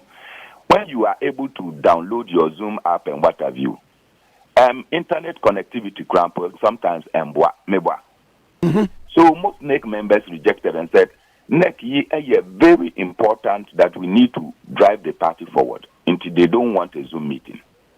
Until Jacob Eba said the attacks on the NEC platform suggest that people are not interested. And I made this sound say, almost see date bang and omobeti me Abba. So collectively, NEC agreed on the 18th that I say omombra na yenye NEC meeting no. Oho ena me catch the Jacob say on fan to a platform on country Dr. Mama. After which on the 13th, me and Kasa message I made my Dr. Mama on WhatsApp, which was read. And greetings, Dr. Mama. I have been told that majority of NEC members are in opposition to the Zoom meeting. Consequently, they have proposed a fiscal meeting for 18th August 2020 at party office. I urge that we oblige them, please. And I made a copy, my Jacob. Oho, and Dr. Mama. Eka say, because we planned the nomination forms and guidelines, Nina. Later, and Okachide Jacob say, we should check on the venue because party office no extra. We cannot observe the COVID protocols. Or the message on the 16th, I have not been able to open any of your documents. Where a document are Jacob Edema, Dr. Mama. Also note that there are two issues involved in the meeting on the 18th. Dr. Mama no Okaseyo. Also note that there are two issues involved in the meeting on the 18th. One, a venue that allows social distancing. Two, transportation and accommodation for the NEC members attending the meeting. Show evidence that you are ready for both. If Dr. Mama sends a message like this, is Dr. Mama not fully informed that there is a NEC meeting in which he identified two concerns that he wants to be addressed? Okay. So, Obi, sorry. No, see, I called the NEC meeting with Dr. Mama. This message of Dr. Mama sent to me on the 15th betrays that particular position. And until Nameka said, when you are dealing with elderly people, you don't want to do this to them because it is not right. It is not right. If the person who came to accuse me has not been told by Dr. Mama or Mama Sijuea, then it means that I'm sorry. And Ameba say, good morning, Dr. Edwin Mama. How do you mean? In reference to message here, and Oka said, Jacob sent me the guidelines and the nominations forms, but I cannot open. He needs to resend them. Also, the transportation costs of NEC members, as always, have to be paid. And Obama Jacob answered a message which he copied me. Jacob, you have been acting general secretary for some time now. You know what it takes to call a NEC meeting. I do not have to say it one at a time. Venue, transportation, etc. Didn't say anything. Later in the evening, now Dr. Mama, we agreed on a Zoom meeting. There is no need for NEC meeting at this point. We agreed to open nominations. Do that now. I disapprove of any meeting on Tuesday. What is this? Minya. And Jacob Eka, time when Doctor was talking about venue, Jacob came and I said, go down and check. Uncle Ben, other members of the executive to say National Women Organizer and Kasai, what was no input to the discussion and say on the platform? This was messages that Doctor sent to me, which he will later send to the platform. Oh, okay. Particularly where he said he disagreed. These are direct messages I'm reading from my phone, and if you don't mind, because of what has happened, I can screenshot them, and I can also send them to you. Okay. Because I don't like this kind of things. Because who was leader? Integrity and truth matters. You don't do one thing at one end and turn around and go and tell some people, and then they come and they are bastardizing others. This is what communication transpired. And I can screenshot them. These messages that I have were also sent to Jacob Amwako. So if you doubt me, call Jacob Mako. I'm sure he will read the same things from his phone to you. Most NEC members will tell you the same thing. And it was when Jacob did this, and Dr. Mama also threw an announcement, He posted the announcement to Jacob privately. And Oka said Jacob should now post the announcement on the NEC platform and also put the opening of nominations. Ohona Jacob Ekachirenu said he is unable to do so. Doctor, after waiting for about 4 hours, personally now posted it on all platforms of the PNC that you can identify. The attacks were not charitable. I regret some of the comments, to be honest with you. I regret some of the comments coming from members who adore Dr. Mama but couldn't contain it. So the NEC meeting took place and which is here. And in the NEC meeting, we had very lovely discussions moving the party forward. Now, one of them present. To be honest with you, the PNC, because we have not done our regional conferences, we still have 10 regions. And our constitution says that at every meeting, we must have at least 1/3 of the members present at NEC. 2, at least 6 of the 10 regional chairmen must be there. 6 of the 10 regional chairmen. Into Mr. The regional chairman for Upper West, no. The regional chairman for Greater Accra, Bala Mekanka, no. The regional chairman for Ashanti, Abraham Kaba, not Owoho. The regional chairman of Still Bruno Ahafo region, Asampana, not Owoho. The regional chairman for Central region, Cobbs Tongu, no Owoho. The regional chairman for Volta region, no Owoho. The regional secretary for Upper East, no Owoho. Upper West, no Owoho. Northern region, no Owoho. Volta, no Owoho. Greater Accra, no Owoho. Ashanti, no Owoho. Eastern region, no Omunina, Ewoho. Have we not met the requirements of the Constitution? Ayi, was say leader no dey still no ewo ayinsem according to Janet Nabla. Look, I'm not in contention for anybody's position. Okay. Statement that Dr. Mahama Edu just said he has stepped aside, as leader, Me na me troye. Debbie. So no ankasa no troye. And Oma Obia ati. Na eti. I'm saying that despite its ambiguity, I don't care. Dr. Mahama is still leader of the party.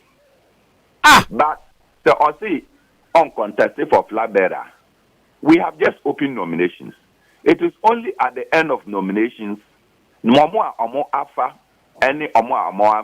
know who is contesting and who is not contesting. So you don't need an announcement ahead of the opening of nominations say you are not contesting. Na mebo, Papa no say pa no, mo saying Papa mebo, Papa Edward Mahama. Say moon is saying so party because according to you, what the letter say he seems to be a leader of the party. So san wakadia. And yet say no meddling with the affairs of the party in these times, the position the capacity as well. To be honest with you, Enra, it came forcefully at the NEC meeting, and I said that he just wrote an announcement of some sort. And I know that Dr. Mama knows very well how to exit from a group. He can decide to write to state that position. But if it is just to announce and it was not signed, I cannot take it as that he has stepped aside. Despite that, I know na Ochroye. Because one sign it. What you say? So one sign na me the copy say this is what they do in Mama Center. Apart from more your WhatsApp groups, who said this was sent from Edward Mama's phone, and he meant it. I can't go and stand anywhere legally to say that this is what he has said. I also know that this particular statement I'm making, he gave it to Daily Graphic because the day before yesterday, Daily Graphic called me to discuss their plans for election 2020. There we got to know that he had granted them an interview on this matter. He also sent it to GNA, Caesar Abagali. And so I know that it is not only me that he sent it to. I will not be surprised if he sent it to your media house as well. But as I said, it was not signed. So I leave it that it was what he was thinking. So I still hold that he's leader of the party. And why not? But when we have taken a decision and we are moving forward, and then you have these distractions. Did I hear the lady who spoke to you say that I went and brought Obi? Kopstongo has been in the PNC long before, in fact from PNP before me. And when I was in the University of Cape Coast, Kopstongo was always on radios and other things in the central region. Then Valco, 8-year FM, central radio and other things. No, I admired him and so we looked for him, and he then introduced us to the party in the central region. I cannot be the one bringing such a character to our party. He knows the party inside out, right? And so, if somebody wants to contest a position, who am I to say that the person should not contest? The only thing I can say is that he is one of the motivations that attracted us to come and join the PNC and to form the PNC wings. Okay, he's a colossus. But we have open nominations. We have formed one of the best Congress committees this world can have. And look at the personalities in there. We have a retired Army officer, Colonel Bayobo, who also happens to be the chairman of our Council of Elders. We have Professor Raymond Atuguba. We have Dr. Ansa Kumi Kwe Feonimno. Yeah, yeah. We have retired major and a lawyer of the army, Isa Adam. We have Dr. Agulijam. We have Christiana Bentier. We have Matthew Buckingham, who is a head of one of the nursing institutions in this country. We have Sulemana Seidu, who is the Ashanti Regional Secretary. These qualities that we have brought onto the table as Congress committee members should tell you that NEC took the best of decisions to move this party forward. A national women organizer no the problem ba ko ne say January and am share filing fee the obi abetua enu am ko ya wo di bibia beto abonten say watete so empokura no ayi ufi ya ba ko ade bedi chairman no o check kura sa bounce means otie na yes o say filing fee no aka ho asem January dada na say we betua 50,000 30,000 and then 20,000 10,000 Mr. When people talk like this, do you need to go to toilet and come? Why? Because NEC na take a decision, assuming so. And Radiano na NEC.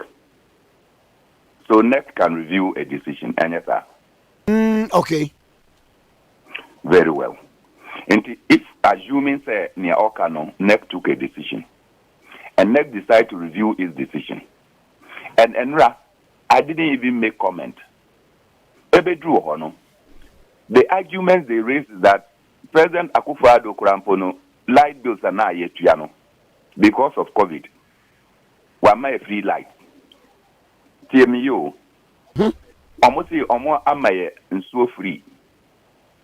Almost nipa kurampa omo edika rent. Landlords should not eject them because President Ankasa Ehuse or Mainmu Neoma enjoy. We are not in normal times. We are not in normal times. So NEC members said that in view of that and the fact that the PNC is not for auction, they are bringing NEC filing fees. What would be the problem for anybody that says that NEC filing fees are brought down to make it affordable to majority of people? Minya, enka omusi mintua 1 billion, enka umbwa mintua. So what is the problem then? Is it about Bernard Mona? Bernard Mona is poor, and I'm happy that it is publicly announced that I am poor. Contrary to the perception, at another point they will come and say that I am getting support from here and I'm getting support from here and Miwosika. And then if Bernard Mona is said to be poor, which I have always said that Muntiemino, it has been confirmed that I'm poor. There's nothing wrong with being poor. I will do everything to overcome my poverty. Uncle Ben, medasa no pay. Medasa say me no wakasa. Yes, that's pa. Yewra Bernard Mona chairman Emma PNC.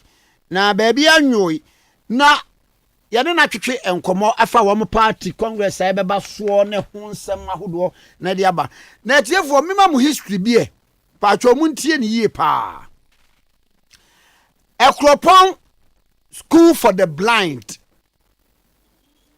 yate no 1963 Kwame Nkrumah emwa pen so na yate school na mema nko Ekropon School for the Blind mema nko na ekọ woye and actually and Samba I say around 1978 yamo modena ne yemfa ema enko ema no asabi o mani afra no yemfo mo so nkobi Ekropon School for the Blind and for the first time no yedema 103 and a call Ekropon School for the Blind na munti awre hosem we mu ema 103 no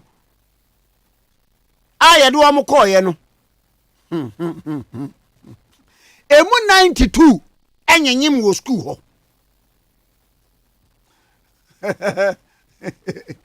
enti ema ne ka 11 pe ena sabre no the no we school so principal of the school your friend Mr. Obajiba Jato. Wam ko Eastern Regional Commissioners abere minister no na make e go busa an say e ma ya wo me blind say wo mani e fra makoma 103 ene ye won baaye e ye da na 92 ene e fra was oh school no se yete ma mema nti ma ne ba 103 no ne ye de wo mo fra mema no wo nyina dadan baako nti we de nsakeka ne koto obi ade so a furu ti go wi ase no e ma 92 and me and your school we see Ghana. Oh say kwadane nyina ni afra nti ya and can na mema nkwa na ekokropon school for the blind yes okay sa na te dia yema ma no so nkobi no mkosua brain no ne abosua kenkai ni ya de nkwada maako 103 eya ma ekoka mema na ewo ekropon school for the blind no ya de wo mkoka ho no ene ya no a wo mo se baabi o mbeda ni honti wo mo so wo ndi o mani efrefrenti nya de obi betim de ne sa koka se kwa ne bi hu yo mo de nti go wi ase no na 92 of the 103 no anyin aha etimpa ewo wunya wo abenya 1978 8 December Daily Graphic be and Daily Graphic report to asem Ghana yakwe oh wa ye me fa we fem na kwabna afi ye ma de bokata mpacho ye morning show sponsor baako eye enapa foods wo maduane da na wode napa makra aba eno eye tinapa ewo ni konkum na kyerese wo bedi aboanu ma na kiriwa eye kama pa wode tomato sauce agu ho etise wo ye biribi tise stew na adwolofa fa enapa makro eye ye wona pa sadi wo ho eno so anu so de wanya wo kenke bi na wudie pa na watu sadi bi agu nchen awurade nyankopon ekoyie pa ye wona pa salad wo ho afei ye wo enapa non dairy creamer eno make powder no na wanya wo tea soakings oats ice cream ani ade no wudi bi guma na atumi ayede ye wona pa baked beans wo ho I know a red thick tomato sauce. I know somebody me prepare salad, any breakfast I would win and napa foods and no a year soya sauce or what they prepare say fried rice. Any variety of vegetable ni meat sauce ni na come apart ho and napa spaghetti and Italian no and so ebebo apa ma nyina nyina tineko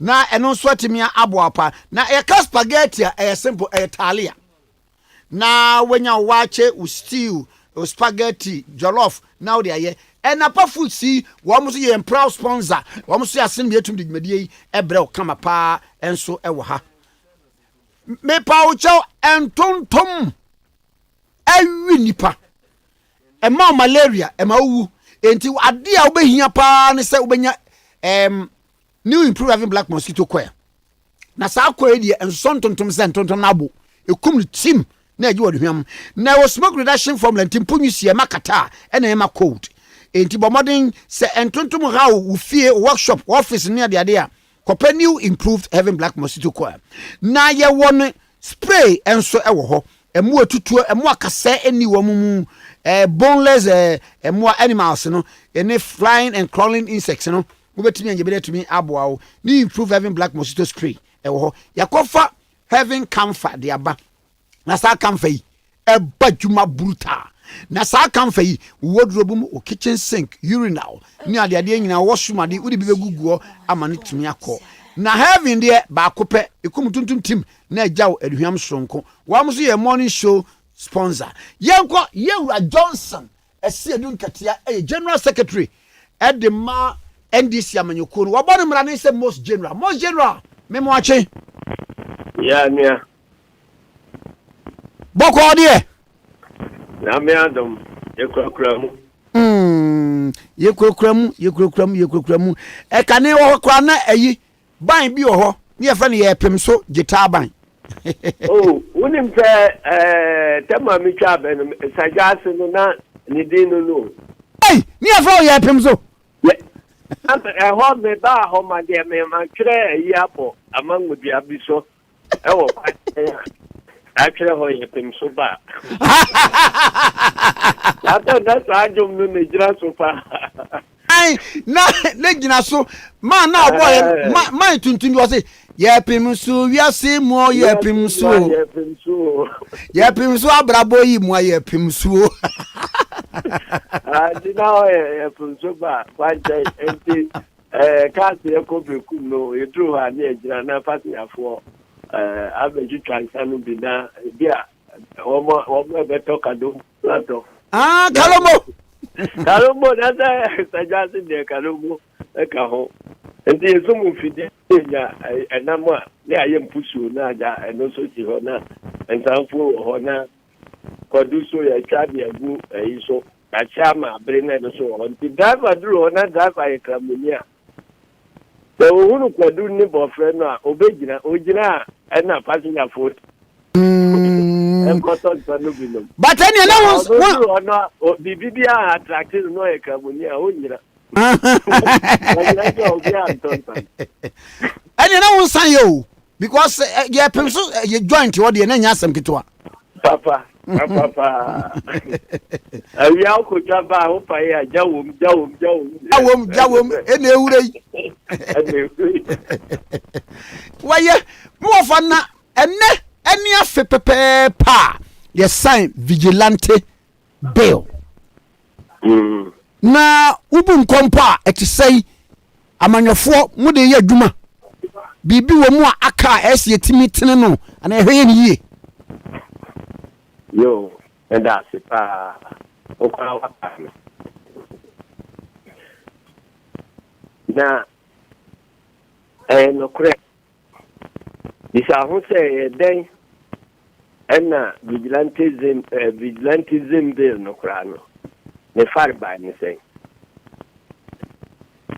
eto man bi ne koye by election ewo ayawa so wesu ogo awudi e ba ye ne ho ni ba ye no ebeye o man ni mo nipa edi ewu obi a oda se o mun koye sa wudi sem no a enyina mra bia so aba radio so abeka me na me minister for social and so me na me deploy sanko for no kofo a deploy o mun so illegal force enna ehwa sem baaye se abai no eye under pressure se so ye bibi a se obi tu se to trust na enti abai ko parliament okoka se o obetu anamon na obeye mra ebetu asie kra no so ka se me press conference ana me ka se die papa no ye no enya ne kwan so a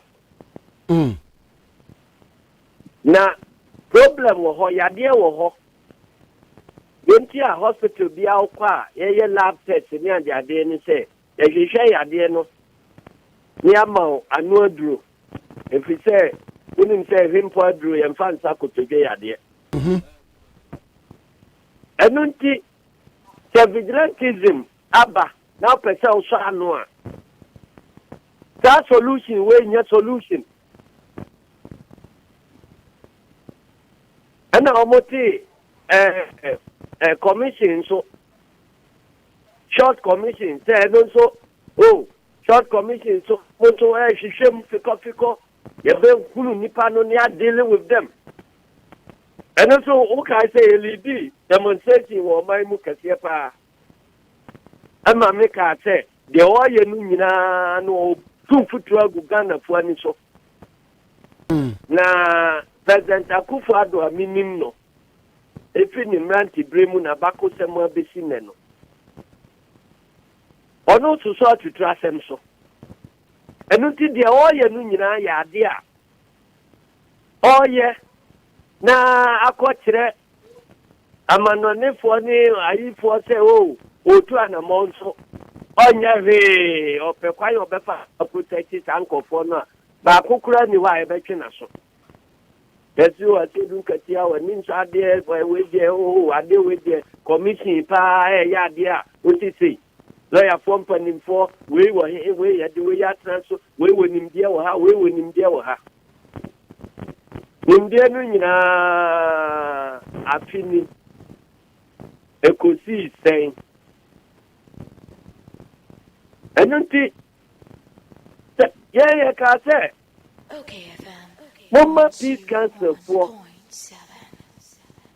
any animu near organize national dialogue.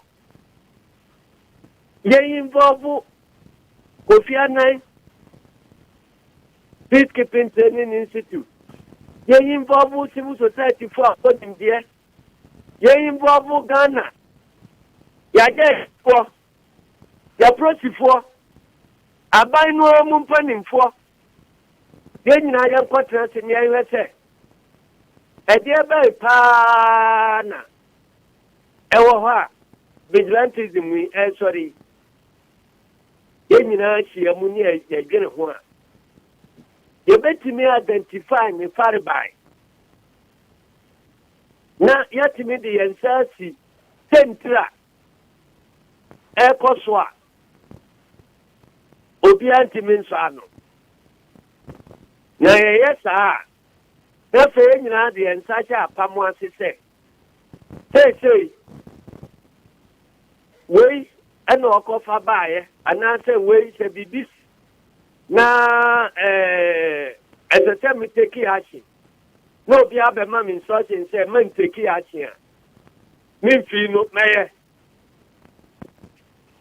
na enunkuto na ya de a ebetimi asi that vigilantism no ni ape citizens observatory woman so be monitor awunu say nipa ya sensan nyina hwan ena obuso na enye dimaye samra no ena etosia ansa ne agina so akopa asemra be ya adwuma eka mo se da president de waka no odwa ne nim de ye nansi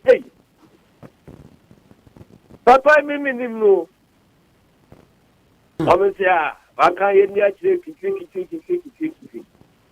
ene enti bisa ho se afinia opa se me so de nsa sha afie se watu vigilantism ase no vigilantism no kwasoro ana ba fomu ana afiri hokura na din kira kaka ya twede akoto aba to date die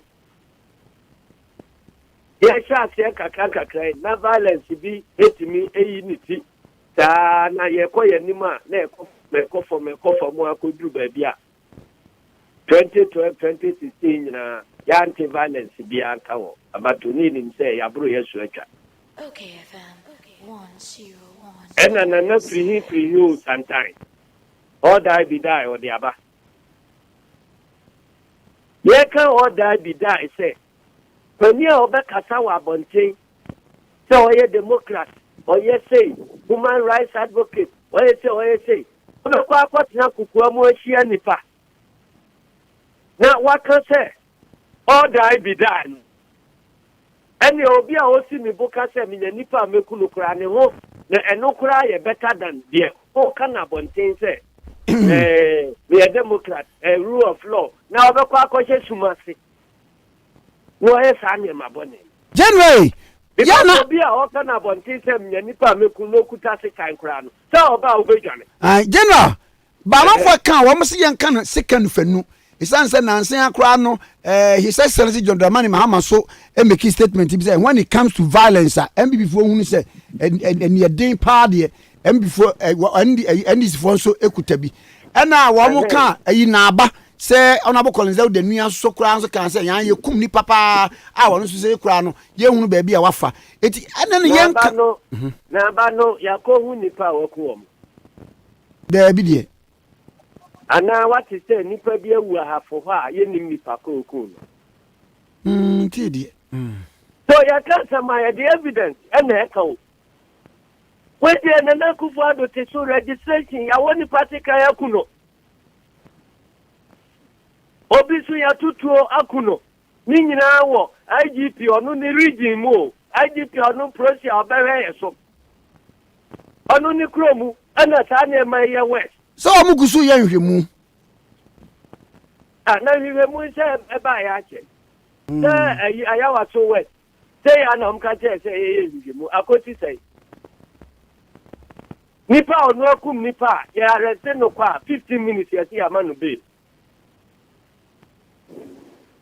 Before one focus on nipa nipa akundi nika simunya dia odenam no dia akundi ni nyina show e television so e dey ko do police station I say order from above ye nya no na ono atan akobose say ye na e wo aban mu ye be ye de ye pe ade ake ya akowo obisi kai akunu e wo sai bia e kro no a na say ka kire say ye investigation ya say na person ka kire vigilantism no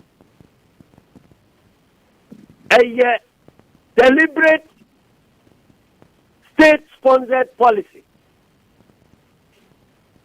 omususu say o the vigilantism eya amanyosemo a rewards wom amam 40 yempeye yebetu ya okay fam ye the force betra so eno na ekoso no agena mama fa ba akukura nye example nansan yesi so far zoka akokọ asem bi se MPP ni bia ye bibia na nkrofo no hu ma they should finish him etina ka me person ke bia nke yenhwe ne se ensam na ese wa amanyuko awudo no mu we mu wakanda ha we mu we egu afinie no saade no ye betimi aye bibi kakra fa ho acho obia minister akotwituo atutu pay. I was read video so I will be who. Policia ono inviting no keke. So much na no asem no. Ade ake atanso police ni no kura se. Den na utimi ko invite minister. Obia watu baria. Hwe kamu. Say wo ye we na wo ye we. Na wo ti say na odise kai so na nim. Wa wono akuno. Ono ne nam ho. Nasi wapa ko hu WhatsApp bibibi so far zoka akoka se obi enenam ejeje amanfo registration card ni wo mo telephone number se abanse wo mo mejeje na obi aba wani mbe ya sa ntemu na finish am kura e kire sei wie no wie why wie sa di ba na oba beje card no finish ya na se nipa no no am finish na say finish am no kura am no ye de be saka sa no ye brofo na ye de na presi for IGP uti ho ye kum nipa wo krum o ti eno de wunhu ye ko press so far zo ka say ye hu WhatsApp bibi bia ye say finish am ti no ono adi ewu ye ko che no o ma be ni enu ti mini anom empanimfo a esesenka omutimi kasa wo mon kasa amanfo obo fiso no enye wo mo o sympathize with them because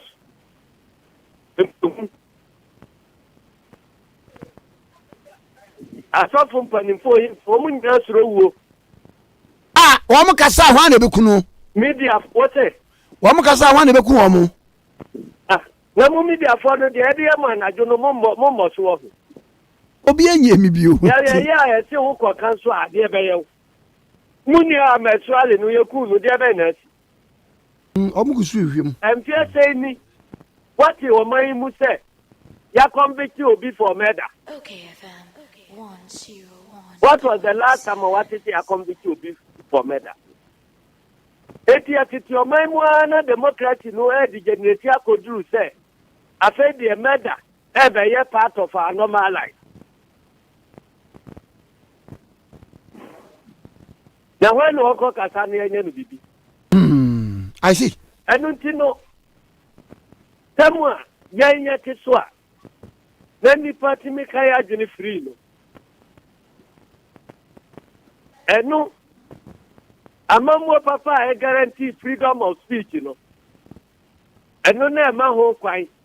Ema obia kana jene. Obia kana jene. Obia ko wura obia na jo ana ba bia. Na General Ene don't say omo ayedi na ne maboni a ekosu nya say omo ya nkonkonsanfo so. General Much of silence eno na aba no. Enu ntino monhwe 1 year nia na nado ka say mra new law bi ene betimi anti vigilantism ano ya the majority ko pass here besi na yanso na e ka tell o mo say o dey correct me press conference am here say the problem of vigilantism no the main cause here enforcement of laws, the criminal laws. The criminal law enforcement, you know, abayo tisunkuto metimiye. Exclusively in the hands of the government.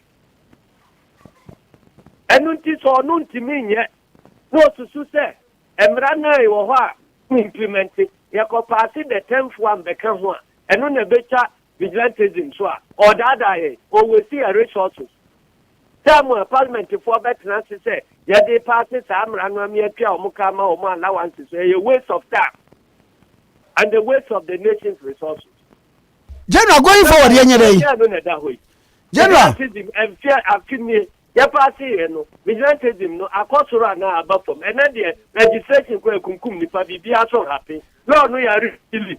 now, yeah, but 12 bay or man, young day going forward. As I say, you know, no blame.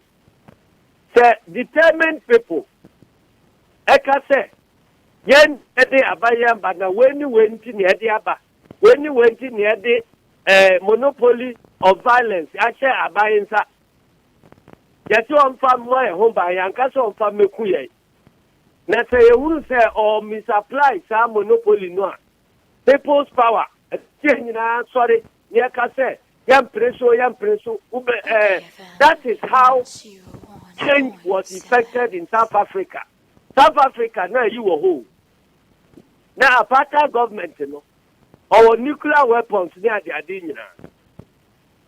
Nipa Sarika say, don't go with my bread, yesi, yempe. Okay, General, what do you evidently, Mammy, you are dinner, and now His Excellency Dr. Mahmoud Baumia. Wakasa town hall meeting infrastructure they are ben yaye na ba ko ne de bokata no nyina de ato dwane se ye NDC se enko ani mami ma wa asem no nyemre ma oh na de sa enura me manya bre antie anhwe ye bosa na inyame I had better things to do enuntinura no me free and can have call filled for registration and monitor the ACC. And one a day, Minya, Bresse, and cemetery office here, Majuma. And ultimately to me phones to me near my focus so. Majuma Papa Bia, and who hear me a me. And it Obiano near the Adinano. Mam Polokra. Yami did say, and the mountain said. The Baumia Kano 2016. Abia started they to WhatsApp no so. Yeah, they compare the ono can say. Enya obi na no. Asamo a ono campaign anyway ya wakan ye. Yeah, they atoto ho. Say ye say o no kwafo na onye no kwafo. Wa ya de na onya de. Na we know anniversary of vigilantism yi de ntia ho hia me ne say. Eno ato time fa Dr. Baumia ho. If you say any more than come, ama my church constitution no more mo say. Vice President Najuma Katia pa constitution and the amano no. Say obey security sector so. nti mo nhwɛ security sector deɛ ɛkɔ so vigilantism ne nneɛma a ɛkɔ so na momfa evaluate sɛ vice president Bawumia wayɛ n'adwuma anaa ɔnyɛ because ɔno ɛna ɛyɛ chairman of Ghana Police Council. And what is the state of policing? What is the state of security? Or say a chairman of Armed Forces Council. And this say Akwa Kodru say registration a civil activity no. And none I deploy armed forces to force woman conquer intervening in those things here. And Ghana form amfa. So I Najuma year now, Najuma year. The Oka was no. There was finance minister. Let me actually the why. You were infrastructure. What's a housing minister? You were roads minister. Over to me, garden. But we have to focus on the core mandate here. Constitution, no the agenda. No, maybe we are going to Ghana for. Medals are no pay general. Yes, that's Ora Johnson said in Katiana and okay 101.7. Yanko Onimunya for Kojo upon Kruma. Mrashabe Jania Wajina Homa of Francia Yebi, MPPD, Minister for Information. Na me pamcho, so all political party bina uko contestiwo of Francia Yebia, media commercial, Wadama, Scano, Aubese no. Fato provisions go you contain them na eton ho sanse Kojana oko. Minister, me moache. I'm just saying. Boko na so e. Yami adom. Ami. We dia me mo hwi enra. His Excellency Dr. Mahmoud Bawumia town council meeting. Wade niam agu akwam. The town hall meeting, sorry. Na ade be na ono ye beche wo niam a mahunu. Ba ko a the Democrats an nyina peke ne se circle interchange no ye de $260 million na ye. Ena woba de mo penso maye tamale pokiasi obeche bi tema eka ho a eno so 4 ni nyina ye 289 san komoyi emu nkyeremu ni say ene de doctor susu kekan ni bi Kwame that's you echa we for no my main kwasem no the cover by Ministry of Information yedwuma ne say aban nyuma hodo ya na brebia ye be simpi na mpanimfo agina so na omabo hudawro town hall meeting kwan ba kwa fashion ni say me no wakasa be mfie be mienu ni different town hall meetings ni ekobi oboga ni ekobi oha ni enfani ade we you focus on impuntu juma friend infrastructure ebi kan ye kwan fashion infrastructure no ye ni say infrastructure de wo kan eno an so why project do me no bi e won kran kuma fi ne takra de na de abo mo safo he ye ni sa ye di the same infrastructure no be ya o say uche 260 districts ni na no bi enye bibi na oye ba ko mienu miensa bi wo 3 regions mu na 3 capitals mu na nipa dodo no mo eni yi ndo he nra edi kan ye database de to abonten ye tre be 17,334 infrastructure projects are across the whole country 260 districts ni na projects are wo widespread projects are Yususu say Eboa nipa dodo ewo Ghana afana nyinara as compared to the more signature projects na ya do no more ya no kwale boni ya sefofo and ya throw me say enya timbibi enya ntokwa ye bufo also projects away across the whole country no koyo database bra infingun seniani na yenye ho bisa ho say obia first term MPP aban first term any NDC aban first term ahina moye ahina yeso ye na yenhwe nipa wa invest in real infrastructure de aboa kana fo ahodo wo Ghana nyina na ye wa 2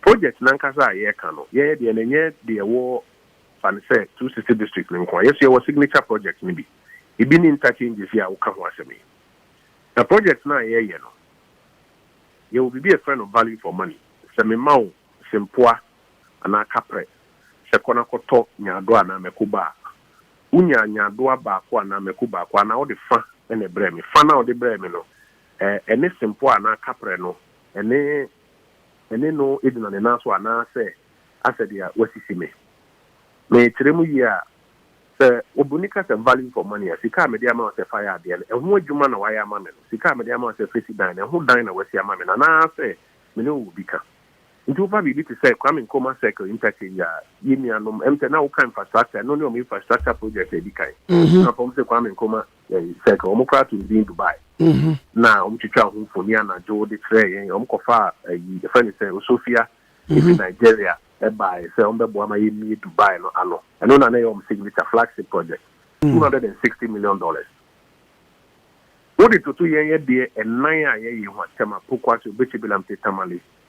First thing they say, Abia Magana da the first time why 4 major interchanges that. Yen 6 apart from 4 we say yeah bako and say Tefi Kwana so and sana bako so PTC or Takra there and also yeah they saw the book from the Fiasi. It is 6. But for not to change. 4 years, you can no boy 289 million. In your number 260 million. You know more bika.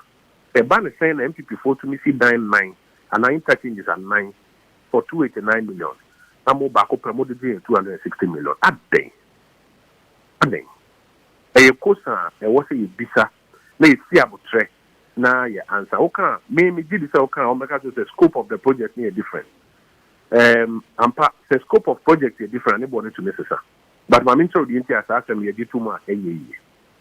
Kwame, so far Pokwasi interchange, ni scope no, a 4-tier interchange, ancillary facilities count. Kwame Nkrumah interchange, a new 4-tier, a 3-tier, and sana ancillary kaka count. In Tisel, Okasa scope, 3-tier interchange, ni scope, and you need 4-tier interchange. Until obedience me for scope, sabi, any explanation in mind. We are not to entire and open your penny in Safisani or say the cost to completion and not a cost at completion. No, it will be different from Tama, which is also a project. No, Sana honorable in Safisani can I am not pay a sema or canon. Okay, say, Abia will be Unani Bona Costro.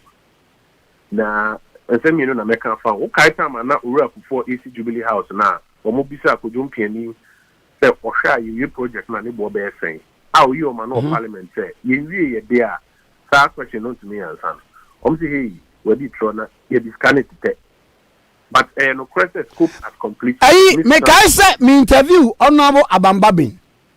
Now, no crowd here, or can I say, was it when he came to parliament, Honorable he was holding a small paper. And when we tried to caution him, he was angry. But look at the time now, can't say cost at completion. Obviously, boy, man, and they all say, no, now, Modi explain, say, yeah, cost at completion be different from a net cost now, and that cost, but no problem.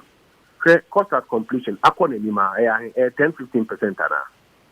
Because why project conceptualization, engineers, I had drawings, bill of quantities near there. Simple cost at completion, so maybe 10, 15%, 20%. What they are for 289, not for 15% count. Still, question though, what about value for money between Kwame Nkrumah interchange? Any 4 projects we are can was any. And the also you know I can apart from the fact that the infrastructure across the whole country as a signature project, you know.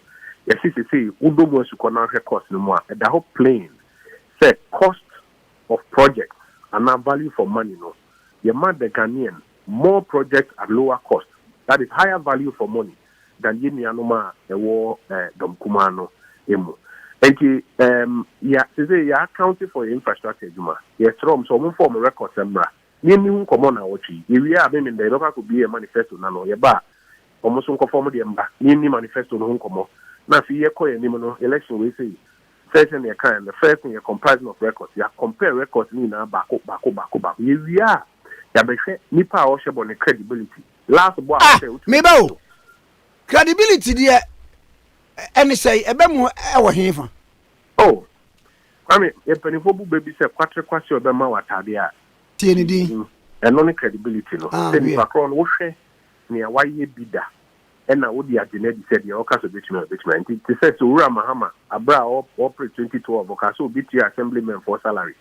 And I'm fearing I went here and let Ocaso beat your assemblyman for salary. You didn't hear Yana. So Ura Mahama, Abra Casi free teachers from 2008 was saying you Nankabe and Kwame Nkrumah cry. Then Yayama na ye, no, Danina no say, okay, no crop free tickets into Oba Obeto Aswa, Yedinia, Yana. Say, Ura Mahama, or she obey primary health care free. Ning in 2008, Abia no ye vice presidential candidate. Omuka say, obey one-time free health care premium. No mobile and fee what Oman to Mianya, and then the Okan Yedinia, Yana. Ura Kufuado, Okaso obey free SHS. And then Watumia and all drink quiet tertiary crowd obey Wajuma. Say no castle bet you any free teachers, so no tertiary. You didn't be a year now. Ura Kufuado castle about restore allowances. About restore allowances. Say no castle Okon and Nimino, what the gun if the IMF in Seminole. Obama, one of my nurse and Nicky near the Obama ye, Ako Manima, you didn't be a year now. So comparison of credibility of promises, man, also ye bay. And sana yivia mpanifo mienu we ayi na obia senia sabi ye de oman senia sa nipa ho kwa ahohim mu a ohwe so leadership in times of crisis eno so ye behwe ura mahama nipa so dum so sabre na auto light bill mu ana se no chankofo allowance mu enne ura akufuado nipa so covid-19 or tetinkofo household ana se or the big count you be winning in na nti eno na efi ase a ye de comparison of records no egu akwem no and sani be kono ye be kono one by one the infrastructure na ye de efi ase ye de 17,334 in the first 4 years yesterday you know so monko form de first 4 years no emra even omo 5 years no emra ye cry de ye 4 years let me compare to 8 years no omo you omo fa value for money cost no so nka ho emra ye be di ho commodities senia ye fi ase ye di and command pay. Mama, if you my contract bit say circle interchange here. Sir, Ebefa ministry no, sector minister no, one mom yen na bebu who conta or quantify. Enti a dana, a yetimi arrival, sir, a book a seer, and they acquire subject of discussion. Sir, a dinipa or no,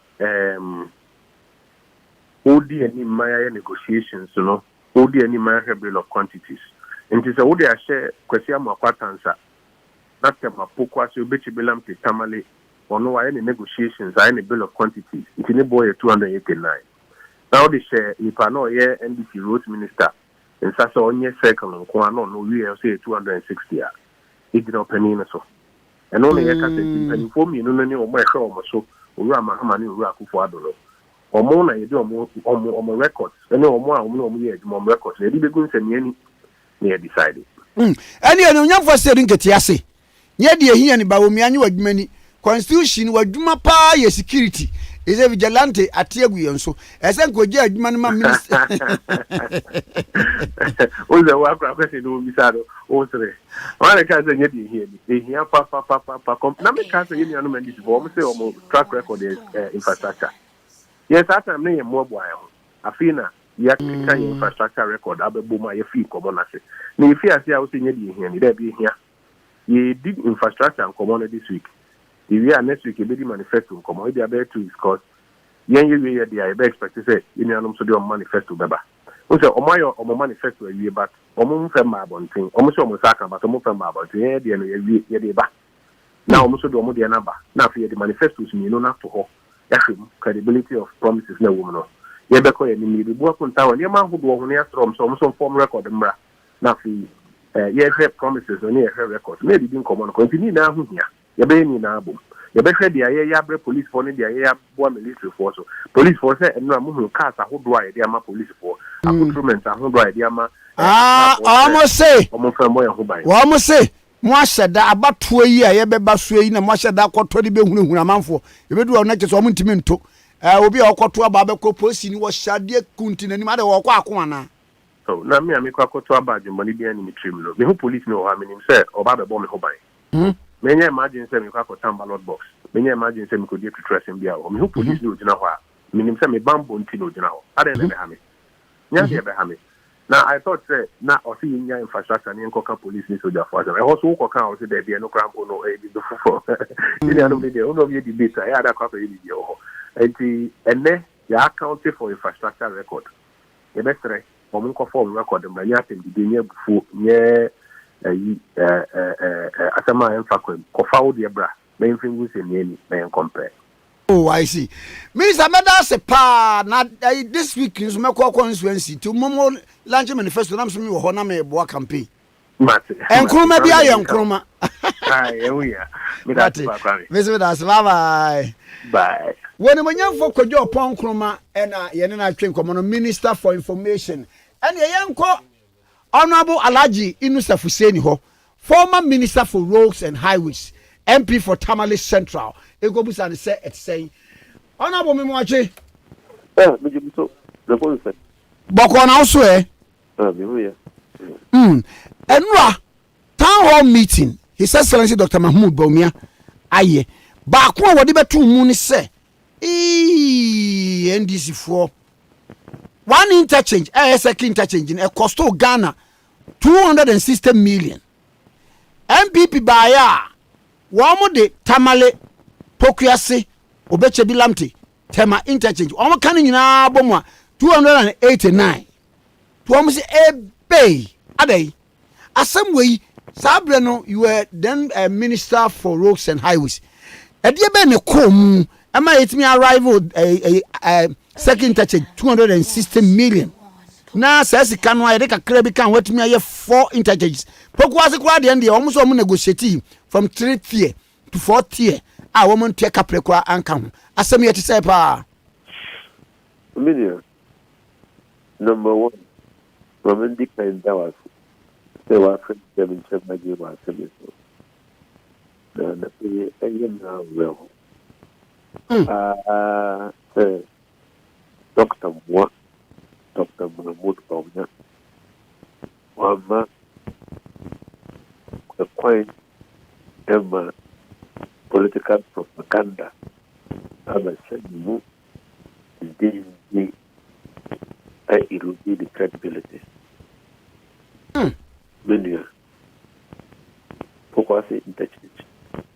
One or can buy. One or the buy.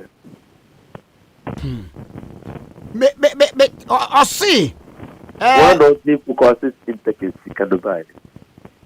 Did you meet say mo na mo ko jis kan from? So what you want to say? So what you say? Then I'll go. Mate meet you. One or the focus interchange buy. NDC me ka NDC time. One or the obiti with number interchange can buy. Eno de minimum wadawma. And this is we call parliament. We call parliament. I could move motion for obiti with number interchange. Yeah. Central interchange to be yeah, what interchange to be then traffic congregated at obiti with number cycle. Then here bottleneck here over here frame. Into the airport cannot go out for. But oh, you are clear. Mate. Now, one of these can buy. And this is, as present, Yene engaged in JICA, Japan International Cooperation Agency. They change the interchange. Second, interchange. Every time, they expand the port. That time, we don't wait. That time, none about it. There was the international transit route. And they say, cargo every tema, and I cargo every interior, any core, Togo, and I Benin, and I Cameroon, and any porter. Tema interchange, traffic, or move with the time. The delay. Ever tema port no congestion ever ho. Ever business and cost one. Our place. Then it's in 2 phases. We say, oh, you need to pick up for the first phase. Yes, please. Mutama motorway for interchange. Yes, the sound that Zeska, the construction of a bridge over River Volumo. Okay. Yeah. That's the idea with Jacka. Now, come on, interchange. under my term, they design it interchange.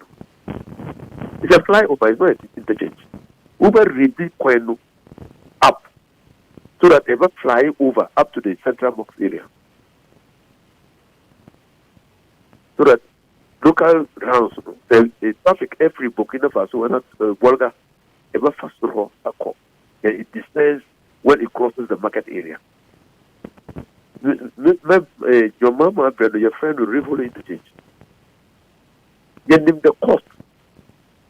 Your company, your design, your quantities. Echo Turkish Exim Bank, Echo Jessica. Turkish Exim Bank say, oh, my commercial facility. The first time, no. Ghana government, they were under IMF conditionality. The amount of money we could take as commercial facility. But even the good count inside. That's the cut here. Yeah, it's right, you know. They're cheaper. I think the cut there over the way the Turkish interchange. Because we were the cut there over the several interchange. Any the interest payment on the money and the financial insurance, any the extra the cost of the interchange is higher than what we would have. The money would have taken. So apart from Tamale interchange, and look one Jessica and to Emma MPP for bar ever continue. The three interchanges were designed by the NDC administration, and money funds secured for the implementation of the project. Israel, once the coming United AGA, you have 54 billion Ghana cedis the AG as Pusina. You have to say, you have to cancel their committee. You have to a country of my say, you both push too much. It can't happen just no, you know, 54 billion. It can't gas project there, in Western General. 54 billion. It can't airport there, see the new terminal. That's the 54 billion. And then we do say, when you say MPP Abai, Omaji, we see up to 116 billion. When 160 billion, no. Focus interchange and these are 160 billion. Which will pay interchange and need 160 billion. No. Tema motorway interchange and need 160 billion. Then you tell us that you are being prudent and effective. Na, okay. The cost to completion of the Kwame Nkrumah Circle interchange was 74 million euro. Yeah, Papa. Kwame Nkrumah interchange, no. Nanya interchange kwa. Say Tamale. Interchange fly over kwa yo. Local rules and kahu. Yen redesign it. Yen see a facility bia. Yen sad yen kwa na ediku. Come to Kwame Nkrumah interchange. Yen local rules wo. All the local rules around the interchange. The throttle station. Second throttle station. They will know the war. Yeah, now on your cry. Oh, nice. A project possible. When the new plan station. Aye. Maybe I never car cock. One will start building be at the hall for GPRTU. Yeah. A Oh, okay. What far new plans a throttle station, second throttle. And you call new plan station. Someone who bridge you. Aye. The interchange, Ankasa. Someone who police station, they were. Aye. Another station, they can't. One who fountain the ever hono. Maybe a first your friend who, what was it called? Oh, I'm a quite cycle hono. One who said it was fountain be and yeah. Yeah, Kwame Nkrumah, you know.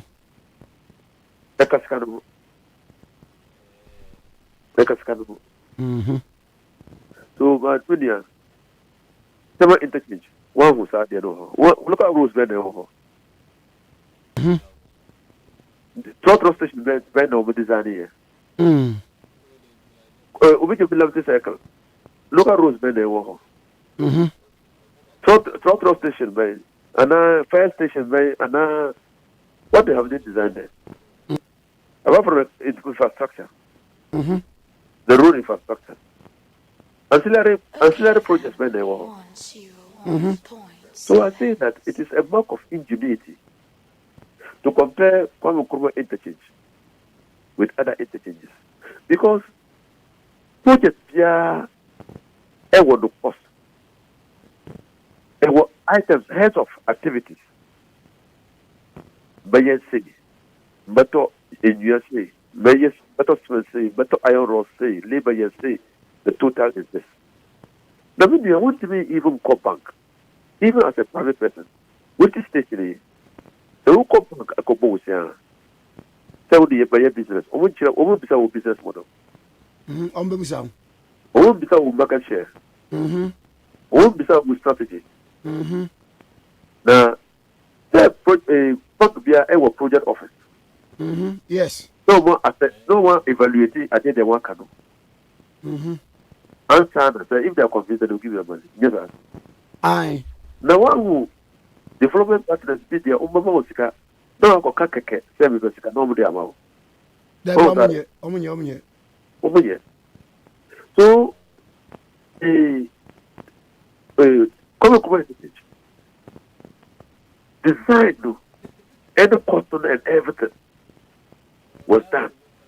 And the extra second day ever here to be able to do it. And now focus interchange, the design and everything. And the extra second day African Development Bank ever made. What is design? How do you know the cost? It's the pacho. Agreement, you have to be here. Propaganda, you have to be here. But some back who and the credit back and throw individual. Go, let's all take our time, go to the Ministry of Roads and Highways. Let's focus on interchange, contract over here. Yes, sir. Aye. Contract also contract document. Yes, sir. Drawing of the project. Yes, sir. The posting of the individual heads. Engineer. Necessary, you go for a boy. Yeah, Freedom of Information Act. Yes, sir. Aye. Yes, to a boy. And people say a record, comparison of records. Yes, to your boy. They apply for the record. They transfer and compare item by item and see where there's value for money. But do with town hall with the book. It doesn't bring us anything. It's just propaganda. Oh, na mami musadie. It is second interchange in the work canning na a custodian say pa actually. You see, interchange, cost to construction, cost to completion. 74 million, yeah. And actual contact, no. So, okay. But we say interchange, the cost to completion is 74 million euro. But activities be war. The Ruka interchange in the minds of the people, interchange there is one who and Oka. Never. Aye. That's the same picture with T4, and they will say, I think they pray. Even the local market, they have to redesign the road around the local market. Second local market, no. So, many things were there at the interchange. So, Uka interchange kaka, you are planted in the minds of the people that road don't go there, and that road is so expensive. That's what you are doing. And the person which can say, it cannot be true. It's propaganda. It's lies. Because third year video can say, here opinion themselves. The redesign of the throttle station, the engine be frika or echo a doko or doko, be frika or echo kadeshi. throttle station how it was. Be the throttle station how it is now. Be Frika new plan station Echo Kumasi. I know how it was, and I know what it is now. When the other railway line no chiro, how the road was and how it is now. When the other that equipment sellers no anymore. When how it was, when how it is now. When the other times the times office anymore, when how it was, when how it is now. So if you talk about the interchange without mentioning these things, you create in the minds of the people a distortion. And that was the intention of Bawumia. Maybe not. How do you compare? I mean, because you are a doctor of economics. And you know that to compare, you must compare the activities and see whether some of the activities will be executed at lesser cost. You must. As if we're going to do an academic exercise. You know. So media. On our way. The time is coming that we will all bring the documents. I pray to God that me free minister, I was just a public servant. I didn't carry any document away. Okay. Oh, okay. If I carried any document away, it will be illegal in the first place because it's a public document. Okay. Now, I'm just praying to God say, the fear they can't accept their work. They should not gag the people at the Ministry of Roads and Highways. Oh, okay. Does he know that engineers, quantity surveyors, planners, is tarnishing their reputation? Does he know that what he's doing is tarnishing their reputation? Because as a minister, you want a road. We want to build an interchange at Sanko Circle or the Vigilant Circle, or like we're thinking at 37. We want an interchange there. We want it designed in such a way that traffic emanating from Pangwai Junction Road, Bemakam Road, through Akko at the Gold House, then the others will go up and make sure that local rounds, local tenders will provide it. No one designed it. When we settle on the design, then they will do the costing. I see. Yes, sir. The minister doesn't do it. For instance, the tunnel that is at Smithers Road, they are the cabinet. The vice president of late Emisata, open a cabinet. During the cabinet discussions, he was almost late because he wanted to use the tunnel. That was a small tunnel. They had to stop traffic. And they expanded the tunnel. We had to go back to the Ministry of Roads and Highways and get the officer, the chief director, to get the Department of Urban Roads and Highways people to sit down to draw. And initially, 7% over year tunnel would have cut it through the road. We call it boring system to bore through the tunnel. Almost clearance, the topsoil and the clearance is too short, too deep, the road never collapsing. That's why they have to cut the road. But in doing so, they have to cost it. They will knew the cost of the road, the contract. But how do I know the cost of a road if the quantity surveyors and the engineers do not apply? Oh, that's good. That is what they are going to study. So Bawumia is saying that all the engineers and quantity surveyors and planners don't know their job. Can they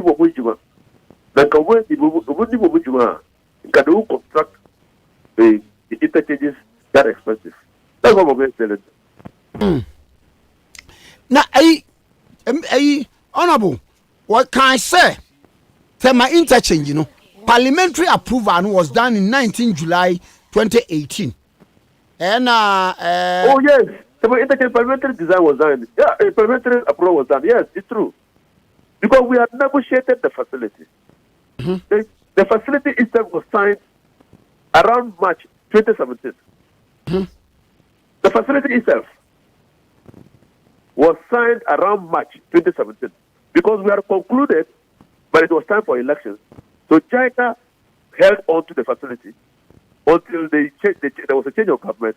So it was the gender minister who signed the facility. So what is it here? If it was approved, the Kumasi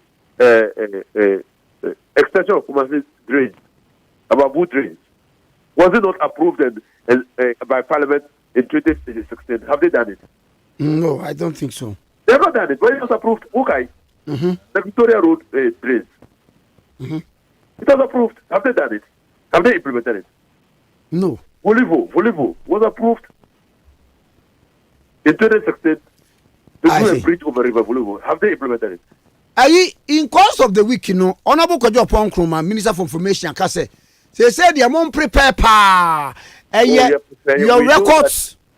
We know the first record is that we know that all these projects, including the gas plants that were put up, including the airport, were done with 54, including the Tema motorway, the Obitibilamse, the Pokwasi interchange, were done with 54 billion.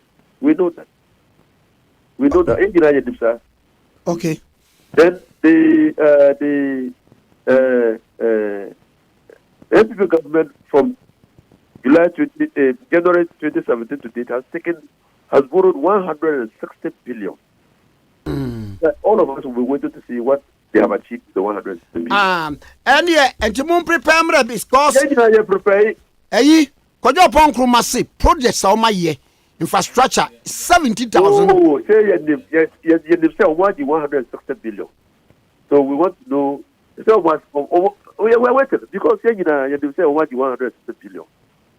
So you are all interested in what the 160 billion has done. Oh, okay. Honorable Medasi Anope. But we catch you. But we see not only the you quite okay. Yeah. But when they say me on the same me in the sustain me call the Lagos Secondary School on the side. It be on the side the Lagos Gabaga Road no they found for 5 years on the side. Also on the quite because the Lagos is the traditional capital of the Mapuche. It is a regional capital of the Northeast region. On the Osad himself, the kind of a way, the kind of the Luga Baga Road, a way, and the John Dramani Mahama. For the 7 minutes, also. So it cannot be true. And now he has forgotten, in mentioning the roads that we have done, he has forgotten the road to his hometown. Oh, Honorable Medasi. That's it. Bye. Honorable Alhaji Inisa Fuseni ne na twem komo mpamcha wade a chia bia show yi ba kwa waso ya sene ye proud sponsor Kojak Pharma Limited. Kojak Pharma Limited no one na di pro code ba ye pro code no ewa uti winimu so nsuo wanya headache mpatwa onum ya na ekọ na nsenke nkrofo bi ya ye bia frem enti se wonya pro code na ya hwese Kojak na ya twro wo no KOJACH logo no female and male ama display one picture wani mu ni akire pro code ni spelling say PROCOLD pro code eno so eda ho na uye no to nkyɛn a Kojak Pharma esi obi wo a otwitwiri ne se a obrahye ne theta na gam no pram moja enti wodi Kojak FMP toothpaste the mouthwash na ne brush e de aba for sensitive teeth kopa bi ne fa ye na wanum no aya na etu moja bleeding gums ni nyina no enko anya bia use in 4 weeks me pa ucho o kan shi drug lane benya ni bia to afei pharmaceuticals ahodo nyina benya nnoi bia to eye procode ene Kojak Pharma FMP toothpaste mouthwash and sensitive toothbrush ya no wa friend number is open dodo na open enquiry bia 0244 674400 0244 674400 mepa mo chew tie se wa ni breakfast ya eyasem na obedi breakfast nso a mepa chew ya numilo Milo no ɛde ahoɔden bi ɛwɔ mu a yɛfrɛ sɛ glycogen ɛboa wo ma wonya ahoɔden ɛmo adwene sisiw soɔ na ho siw soɔ na wonom a ɛboa wo paa ɛma atumi bɔ adwumaden na woyɛ adwumaden ɛyie wabɔfra no nso mepaakyɛw ɛyɛ ama no Milo nom na woma no Milo nom a Milo no ɛbɛpagya akwadaa no Milo no ɛbɛma no physical activities no enhance no ne no mpɛ no emu bɛyɛ den wɔbɛgyina yie akwadaa no adwene bɛyɛ adwuma ne muscles no nyina ɛbɛyɛ adwuma with Milo deɛ every child is a champion with Milo no ɛyɛ energy food drink for future champions Milo papa Milo papa gwon yɛnkɔ na yɛnsan ɛhome so na yɛnsan ɛmrɛ mepamtɔ mu ntie wei ansan ne aba Nestle Ghana Limited say wo wa ya na wa eboho wo wa utigwa ogagaga wo wa wunya difficulty in concentration say wo ya ade bi we se wuntimi hunu so papa pepa cho say we nyina esando familia dia na ne wo suffer from iron deficiency syndrome eno no bomodene say iron deficiency anemia no se bi wo ba so ne ade a ye ka anemia na kise woni mogya no na mogya nso iron wom enti dinuane bi te say kontomire abedru liver red meat fish shrimps eggs bokoboko goma alefu groundnut beans cowpea any nuaba bia eye leafy green leafy vegetables ani nyina bi wo ma etimi ebo apa kai se Nestle fo adwene wo ho na waye cubes cube spices a saa nnuane no nyina bi ewo mu enti wuto a na wahwe lebo no ho ye na wahwe pa afei kai bia wo netie udidi wi a said the immune system be strong no the fruits say vitamin C fruit which say oranges pineapple pawpaw mango any etc we want me prevent iron deficiency anemia 1 meal at a time now what me at the akọ okay 101.7 so edi yamome so na yemra okay FM 101.7 Yoba. What's the day? Catch me. Asum day, mami kanchero. Araba. Menya misao. Odo. A long story. Ene shasie. Na wonti my Vodafone kasa tinting. Pese meti bibia. Kokonsaki nkon. Okay. Hey, missy, offer me no. Din komono na fili na drop sa fila no. Shitolino na kasa teten ewo Vodafone kasa tenten so. Friend and fofoni abusianfo ewo network bia so. Na bonkomo emre teten bia wo pe. Na just na di kan no pe. Bo star 135 hash and after 135 na subscribe ewo Vodafone kasa tenten so. Enchi share kakra wo ho. Ready? Yamenu Eja baboni di adwo ama wubi eti yamenu afa hin na mahwie fufuo ti ase dadada menya wofo yi papa so ba fie ni anwie fufuo ya asam aba na so oben wadi fufuo adi mpreni ne mpresa da kro beye de ni ahwie fufuo a akwade wo nwane adwo mo adwuma se me ne fie adwuma de mini fufuo kakra ba wo madie no ene wato metwa da pasa aso wo kanya matire nyira wati ate na make am meboa ebo de odi komum na sese ade obra to otwa fufuo ai wo wodwo mo pam na wo ma siu na wo timu aba na wo sadade na wo timfra akwade ne nyina tuatwa make say ya need food sadaroma wo bia mani ye pa ya wa ya mbode fufuo ne mankani fufuo a wa ne powder wo de gu da kam kama ya yefra no need fufuo a enya no bi na masori ba ntilizi kama me di ye yo sese bia ma me hwe bia need fufuo eya kama say bode fufuo ne mankan fufuo papa bi na wo ka say twan eposim na ede na me se wo kan so ento simanu mpe no wa wie wo hie wo kwa papa bi aguso be chese de ama mani kura agisa need fufuo a mam ko tobi kura ba ne se de Ghana fo sipom fufuo no eno an wo ye nu enti se wo hwa fufuo won pam wodrom ne we nu a wo ho susuna bia wom wo nso de bode ne mankan fufuo papa bi ejanie eni afi na fufuo na afi na wo bedi pa ne se de wo bedi ne se ne wo fa mojaduro ana pawia ne anadwo a wo koda need fufuo a supermarket bia mu need fufuo a e wo fi a eni gye nko a FDA ahwehwe se adwede nkratoe mo agye atum se eye Enapa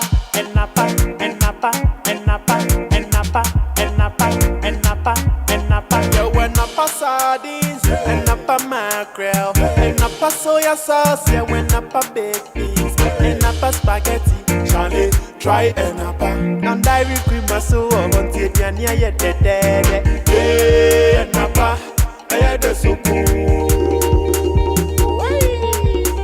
enapa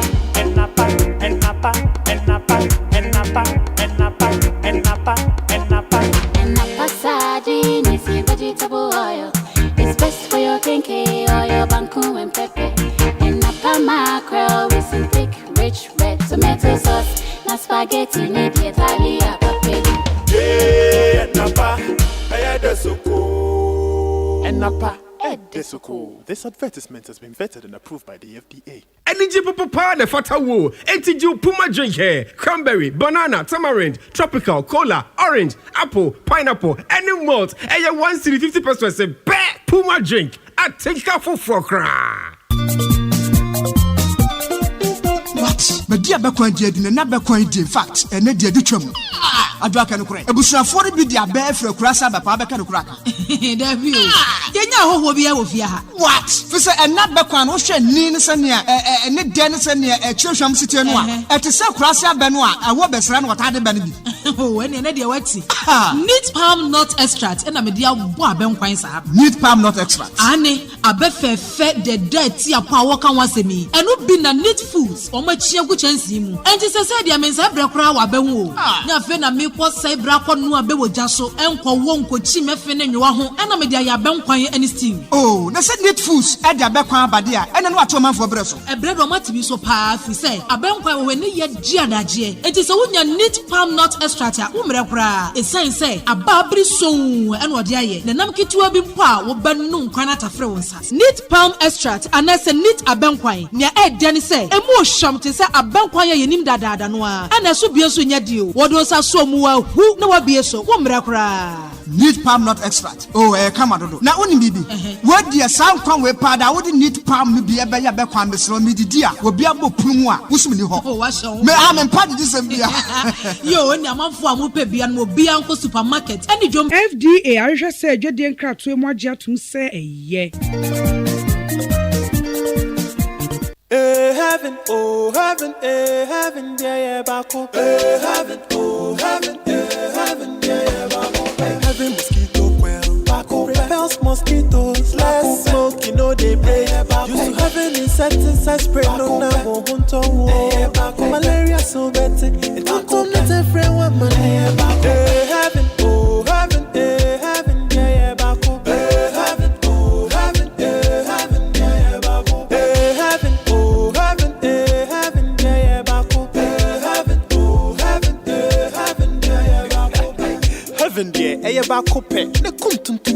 Do not sleep in a room with a burning coil. Leave room for 15 minutes after spray and allow for adequate ventilation. This advertisement has been vetted and approved by the FDA. Ufie be fair. We dwuma me won potem bete bright here. Fire no azar paint. E ban bia ho no witwa no azar. E hrensen roma. Azar paint ye papa. E chepa. E chi sama be bianso ye trebie. E ti brighten. Azar wada so te so azar still number 1 from the Azar Group. Hey, no, what you ready? Into what senior yeah, would there's something special become mania shepeana. Anio. Aha, Samika. Oh, maybe omonesi. Omo kwa. Omo dine boshe soda. Ne tutunke kadia si defe. Sese so die. Ni ram no chankasa. Omo die. Dada na koneni. Na fragrance no. Eche wontade musa. Omo extra fresh. Etutunke kadia se kura. Ejedi enkrat wo FD ahwehwe mu agye atum say ye.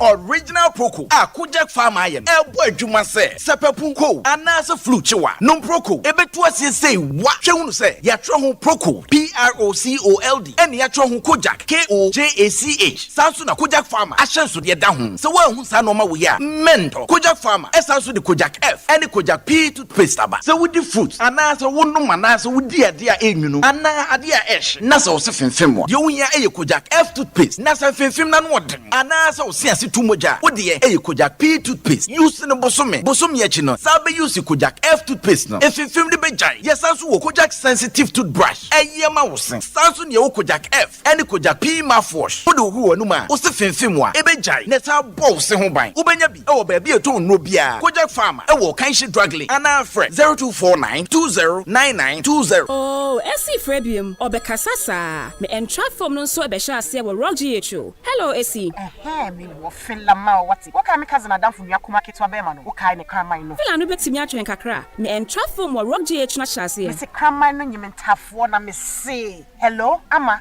hello minim pasa wo me TV ne sound ago Ghana man say the rock TV Abia rock GHO na say yes ade afa drama action ne comedy kan abraba ho ne sepe wo ankasa rock GHO exclusive for DSTV channel 164 ne Go TV channel 118 Ghana content feel for be ma wani agide biara na say wo hia cheche mu biara nso a for dstv-africa.com and na say Go TV-africa.com rock GH jiwani efiura me mo chi o efiura yes on machi o efiura me chia wonye so hey ewura enfase mam so what e ba fa se chia me mo yem no won so pepe hey oh wa fi we die me pese oni fiura bekon efiura we die ye kwa sori abo ewura de mo kwa sori ye bo paye ewura de ka soro ho a what e be se wo ba hwa wa kra ba kumpo wunya onipa da sane timi koto this way chocolate drink no ne yire ne ma edi nsuohie twabia nom anopa no wi a wasade bia hye fridge mu wo mako school pon a wasan ba be yia nom enu mpore se ne nka ene twaso mu pa ene ye rekore ne fie wura beti ha anopa dio awia dio enumre dia mo no makodew mo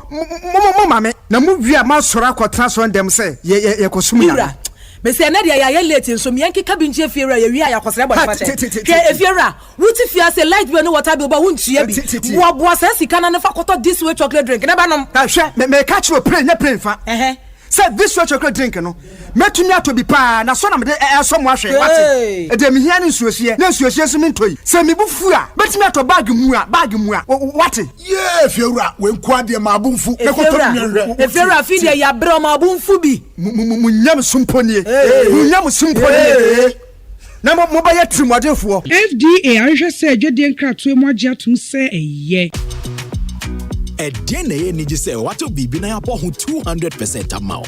Ane, saneti yo Vodafone Cash so. Se wo di Vodafone Cash to creditor, amune mu hwa, wubenya 200% bonus. Se wo pese wo di sikafa Vodafone Cash so ma obusia, ene wo namfo edi cho doa. En juni sika ye beto wo, every say, eye free. Fesikadu drubia fa Vodafone Cash so ema wadofo empre bia wope yentisike bia wo Vodafone Cash so de wonya chedie bebre enunti kosona bosta 110 # never di Vodafone Cash hu jume bia wope. Ready? Okay FM 101.7. Latest form for some more amane say mattress papa a latest form. Na latest form no ene Ghana fo betena che na nansa na ke ye free na so ye fia ya kai ye beto latest form mattress na yada so esan se eno no nya de wo da so na atomu no bi ena fe latest form no so no ye no we ne ye mayi mu etiti ye ne ye condition say be before na latest form ya na wo dwen hu se ade passe de ne bo onye den da bi ne bo onye den so fa bro chire second hand no price on the gem latest form de no form quality se esen no enemira corona abaso ekura de empa obi adaso wa broche no ye de ba akoto latest form mattress wo pe king size queen size double 1.5 eni de eke ka ho obenya ni nyina ebi nti ye ka se latest form no age so your partner for life showrooms awudo ni nyina wo kwa ubenya bi na watimi ato letimi abo pa me ba chaw ye wo furniture enso ewo ho latest form for furniture no ye no ye ne ha enkonya na mekan wo pa bi asi wo hall wo hotel wo garage wo ba bia wo hawk eso sesua se wo pa bi asi ba bia no pa cho balcony hwehwe latest form for furniture kala bia wo pa bia eya wodo bia ye mo asorto bibia wo pa bia wonsa ebeka na wo koye showrooms ahodo ni nyina wo de okwa ya bomidin kronkron no wo mo ba ye fine latest form was your partner for life. Meva we so entwa na fe yenko ene madwaton de doso pa Puma drink Puma Drink Casapra Company Limited na ko faba na adodo dia enye ensa ebro na Puma Drink no waka was forward ever backwards never. Be brave and be confident, be determined and be joyful. It num Puma Drink ne na wanso kama na waye said ye beya obia benya ne so ene ne de assault pa wo Puma Drink ne wo apple, cola, tamarind, apple banana, orange, tropical, best of energy, malt, cranberry, pineapple nyina eka ho. Na the vitamins, essential vitamins, nyina egumu a wonumu a boa pa woni abusua nyina no obia we've got you all covered. Obia benya ne de pa. Etinda bomodi so obenum Puma Drink. Na etimi aboa a whole new vibe. Meba mo chow distribution points ni outlets nyina obenya bi park ba ko bia 13 cities. Na bottle ba ko bia wo to a oh nice one. 1 cedi 50 pesos per bottle. Who pe bia to anu afre 0262 35 12 51 0262 35 12 51. Na also nya bi Puma Drink eno na say wo bia eguso enum. Bidi we FM na fe ya to aso okay 101.7 so ni me pa mo chow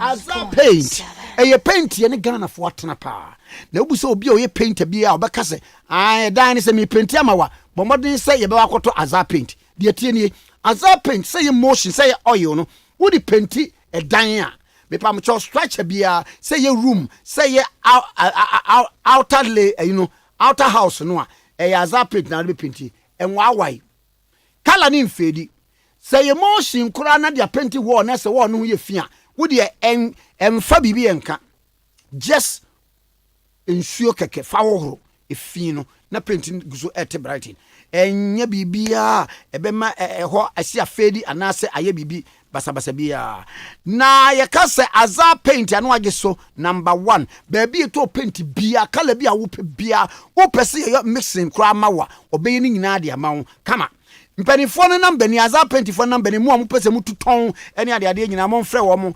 0555 333 777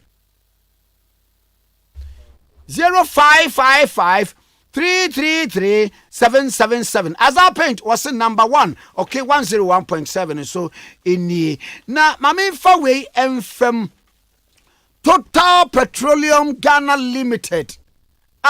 Ye boni din na yate so mpa tro for any commercial drivers for Muntie and Kabui. Total Trust Club taxi for any tro for commercial drivers no aka nyina mo abom Total Petroleum for na aka nyina mo abom na oka mo bo mu a onye musika na commercial drivers who busa wo ne tro drivers and taxi drivers wo mo enjoy more from Total tieni wo dia ne se ko Total filling station bia ko ye registration keke registration wo ye wi a ye nyu otaku ye nyu osempoa free wo ye wi ya ba ye member na wache de na achede no so apart from achede na ode beche wo no wo bibi e friend say group personal accident insurance cover 6,000 bia na wo ka ya kunya accident na nipa no bia pepra no 6,000 no wo de be hwe ho yare ye say tie bio every month oyi nipa be 300 drivers no achem free fuel Total nsa no adwuma no nya no nko members ya mo betimi ede mo card no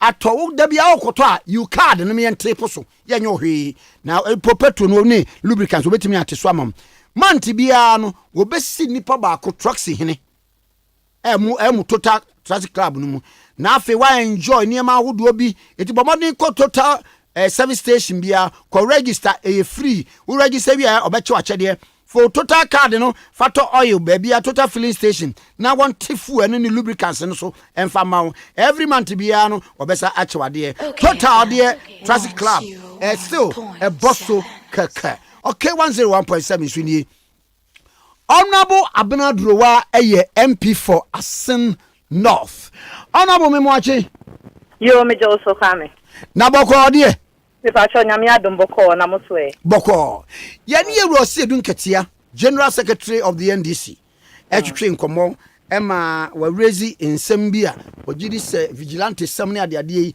emwa na also wo ho bi a wo pese usu udi nchirimu eba wada roma yetio yo bro Kwame pacho ma memfa akonya is na menchia wetiefo nyina bro Kwame papa esi edunketia de biara da papa be gina radio so a nka se twie inflammatory remarks nkoa na papa yi emeki e wo Ghana radio so e de nkoa de biara asengi obeki bia e yentokwa papa yi efi presidency all die be die na Akufo-Addo e ka say all die be die na Akufo-Addo all die be die o kan no na ye ebro ene ekunkuma endi fo ebro eyi Ghana fo kunkum o huti no ka say ye defend ye ho na Akufo-Addo wantwitu ama obi aso nkokun obi a o wantwitu ama obi a na aba se na aba enku obi a na aba eyi Ghana fo nyina nim se na aba ekun obi e wo Ghana ha we dwane akwakọ hye baabi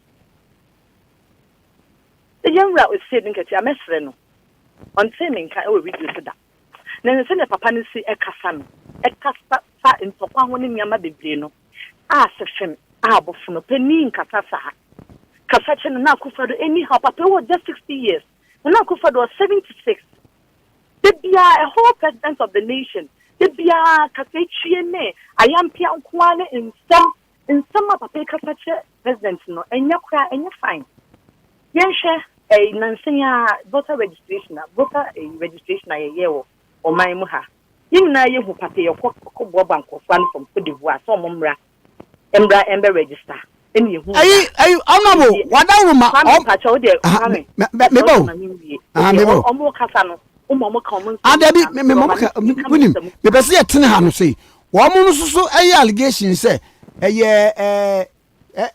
parliamentary candidate Ojo Dankwa ena kofa ba ya won so yenti oso hia wo so kura wo kwan so aha why wadama ono na o ka so hia mo kwan so Ghana fo nyina ni say ono ya kofa sankofo ne bai afi wo umu anu so ena say violence ena say flying ena yeto abawie ye mmebi yeto abawie ya o shefugu ekodina ekobisidi ono nkofo ekobisidi EC officers ya declare abana on the man tokwa abagana ha say muso ya ntokwa kwa na yenye de MP4 de na dum na aban ye peaceful people ye de unity and peace and ye pe andre ya hwe nyama aban akuje a odi ababeto Ghana fo nim enyama a oye sa nyama na ehia so mo nso mda me yo mudie na obia enhwe enye anase obi ati enye ntokwa ne amane ade no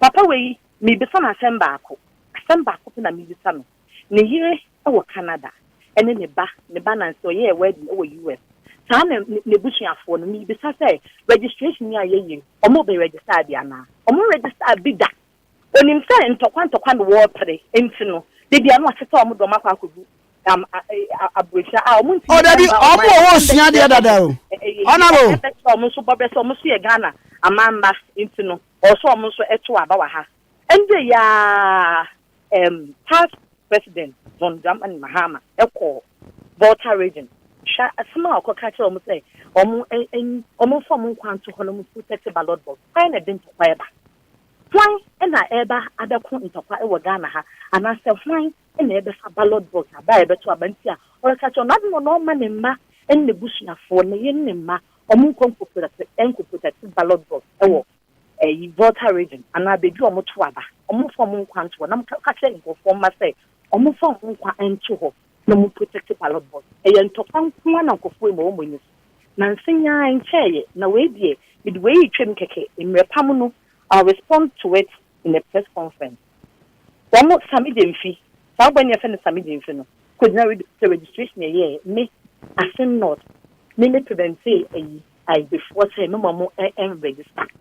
Me Sami Demfi. On your boy, you. I send not on him ho. On him could be a fan of Praga. I send not. On him Prahu. I was a Chiano. On him Praga. We were Ghana company. Praga was saying to him lie. A hona me settlers pan a hono mo wide before omo pemasem papa nto omo tro man omo to ba me ye. Why would I go and prevent those people from registering when there is just by the way into kwanto kan ebi nie enti mesre Ye ka asama yan kan se ma di mpuntu ye de aresho mu ebeba. Enti na sisi no. Na do dan kwa akufa e di free tickets aba. Ye se Ghana for nkwala no. Ye educate them no madwene o ma ye discerning. This is so ye discerning. Enti bibia ye kan bia no kura ni na ate. Wo ye penina wo kasa me so kasa di penni because nkwa no mo tini nyina so mo ko school. O mo tini nyina o mo fe maba. Enti yen try to ye be make comment and nsem ye be ka e be man kwa no so ebu betom ye be man kwa no be hu say yes e me ya yetimi e ye peaceful. O mo tag na na do with violence anye adwuma. O mo tag with corruption. Nyama bebre a ensen fata. Ni nyina anye adwuma. Okay. For true aba. E man ko hu say fan nsem na ndis for ka ni nyina na ye tro nya no. Ayi bia nim. Honorable Mami Nado massively over 1 million votes and a better in Temo. Honorable Mami a question be needed in the mano. Says the Omuina ho. As to say one but treacher didn't and minim. By here, Maria said the Omu antivida or ha.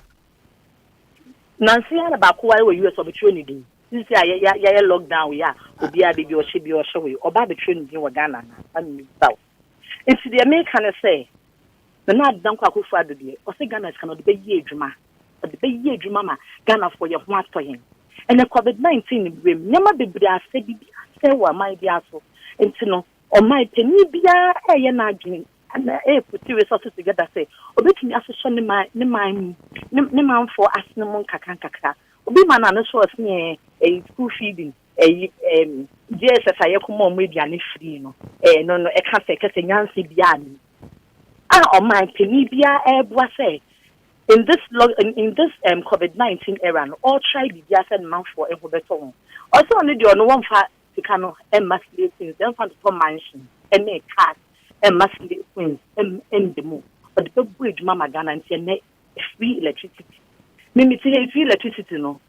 Me need your hopper because me for me benefit to and to some men are not your tear class to be and na me bia or one chrome I think we share nothing the same him electricity to cramp and nothing what about problem man no cramp me need your hopper me say bosuni biano me kwa ko tia ya so kakra amane onu so nya ne free o be bia o hye bia na fremo mo me enhwe ne ma bi yi me busuafo nyina wa Ghana ha o mo register aba o mo twa dukunne mba nyina wa ha aye register na ye tro eni me busua na me ma me no obi ayi na ye te Ghana he ya nti mesro mo so mo do mo manom eni o mo titi US o mo ware o honi ade a o maka ho no mo mra no mo fo mo kota embra Ghana ha nyi na nse yin na ye o mamba pa njai ento kwasem de bia ntokwa yen ka asem e dia rehim ba nipa yen ka asem e de impuntuo eni ade beba me say almost we are daring them almost form nyam o maye over the 8 years rule no better national ye had 3.5 years rule almost for ye said yaba 17,000 projects and ye almost form the embra ni enhwe the 8 years ni enye comparison eni na hia enye ntokwa no and then that say and ochina ye be ye omo be ye say and ye den ntokwa eba and na ye ko yi office ne sa nyama enhia nti mesre. Better say honorable. Yes, I say honorable Abna Drowa MP for Asen North. MPP Dimo and I Yeneno Akye okay 101.7 studio. Ebremu de campaign na o mine wo mu various political parties no obia de nasem atudwa we Canadian we Canadian kakrakra. Nemom onimonyafo asiedu nketia me wofa kwadwa asiedu ne ye kasai ne ma ne yirivida ne ma nyina no wo nyina e wo Ghana. Medasi meba chow Tigo semi mo wamane ya no pay se woni Tigo sema kopebi na woni adokro wo se ade ba ko desin se wutie o KFM na wodi be pisuo eni se wo Tigo so na wonya Tigo sem no a ye transaction of Tigo money 2 cedis eno ano for 6 months no. A free 5 o'clock and no pebia copim 10 a.m. Ubeka se free bon combo e rezi na jiweni ube shen konsa every morning for free.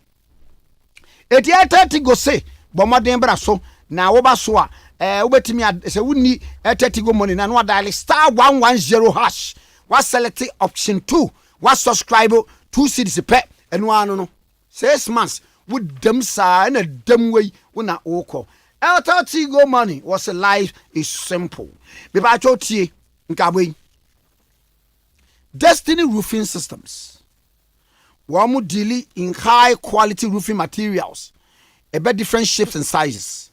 Where you was self-lock, IBR, IDT, standard sheets, and you want aluzinc, any aluminium.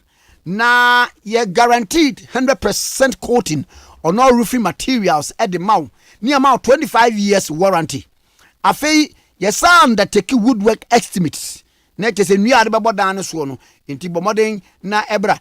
And after omu two omu customers for say. Debianka o bot danswa. Fenuya bosu. Fenuya bosu. Sans nuya from generation to generation. No, nuya ne dia boswa. Na Destiny Roofing sheet say. Wabe bot danswa mawa madana che. No bot danswa wa 25 years. 25 years. Sedana won't touch ma fabra. Pajoti 25 years sedana won't touch ma bomode ne fabra. Na on some muscle from a year ya be frɛ wo 25 years. Ebi ma 1 year but when you say 25 years it's a dino wo boss ma wo na wo ba 1 year. Akwara nko pisa akwara be 26 years no. E dano touch me be a fabra. Me ba jo from here. 0244 29 0804 0244 29 0804 0244 29 Okay, FM 101 0244 29 0804 Jedland line ka ho 0302 90 73 01 0302 90 7301. BT number will be 0244 29 0804. One more ewo Ablikuma Pokuasi Road. BIB for Canada Junction. Oh no more. Okay, 101.7 is in the Bipa Mucho Desert Lion. Desert Lion. Now, Omono, and Yama Wamu Tonkrofoni Wamu ye. Garden equipment, agriculture equipment, fumigation equipment. I'm not toning na. Tienye mani be. Ye was spraying machines motorized. And it is a was packet to motor brunibino. Was spray ana eko. Our forging machine or motorized brush cutter. You know ye trap come up bi ho. Our lawn mowers and muna wood warning in every ho. Our slashes and so ho.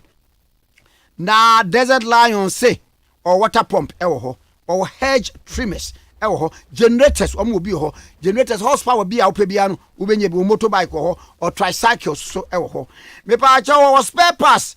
No for some machines at Mabu na wamu so here be na waba no wabaji. Tie me ya would do a Desert Lion Service Center our Hacho Atomic Road Accra. Desert Lions Service Center nebi wokumase kajitia on the Children's Hospital near opposite. Desert Lion Service Center ebi wodunkono fin Hospital Road ho. Desert Lion Service Center Chifu Praso or Ben number 1 station. Desert Lion Service Center omo factory pride, factory site. Egwiswa da dientem eye Kumasi Accra Road ho omo ho. Uba go so a Afro region wo ben ADB Bank Desert Lion Service Center ho. Desert Service Lion Service Center Dwaboso wo ben Bisi Bata Bridge. Na ofu frɛ wo ma me de number no be mienu atudwa tie numbers no ne frɛ wo msisi a 0500 10 60 10 0500 10 60 10 je number we ka ho 0266 02 00 30 0266 02 00 30 0266 02 00 30 K101.7 Swini Zeta Lion for no from say ya.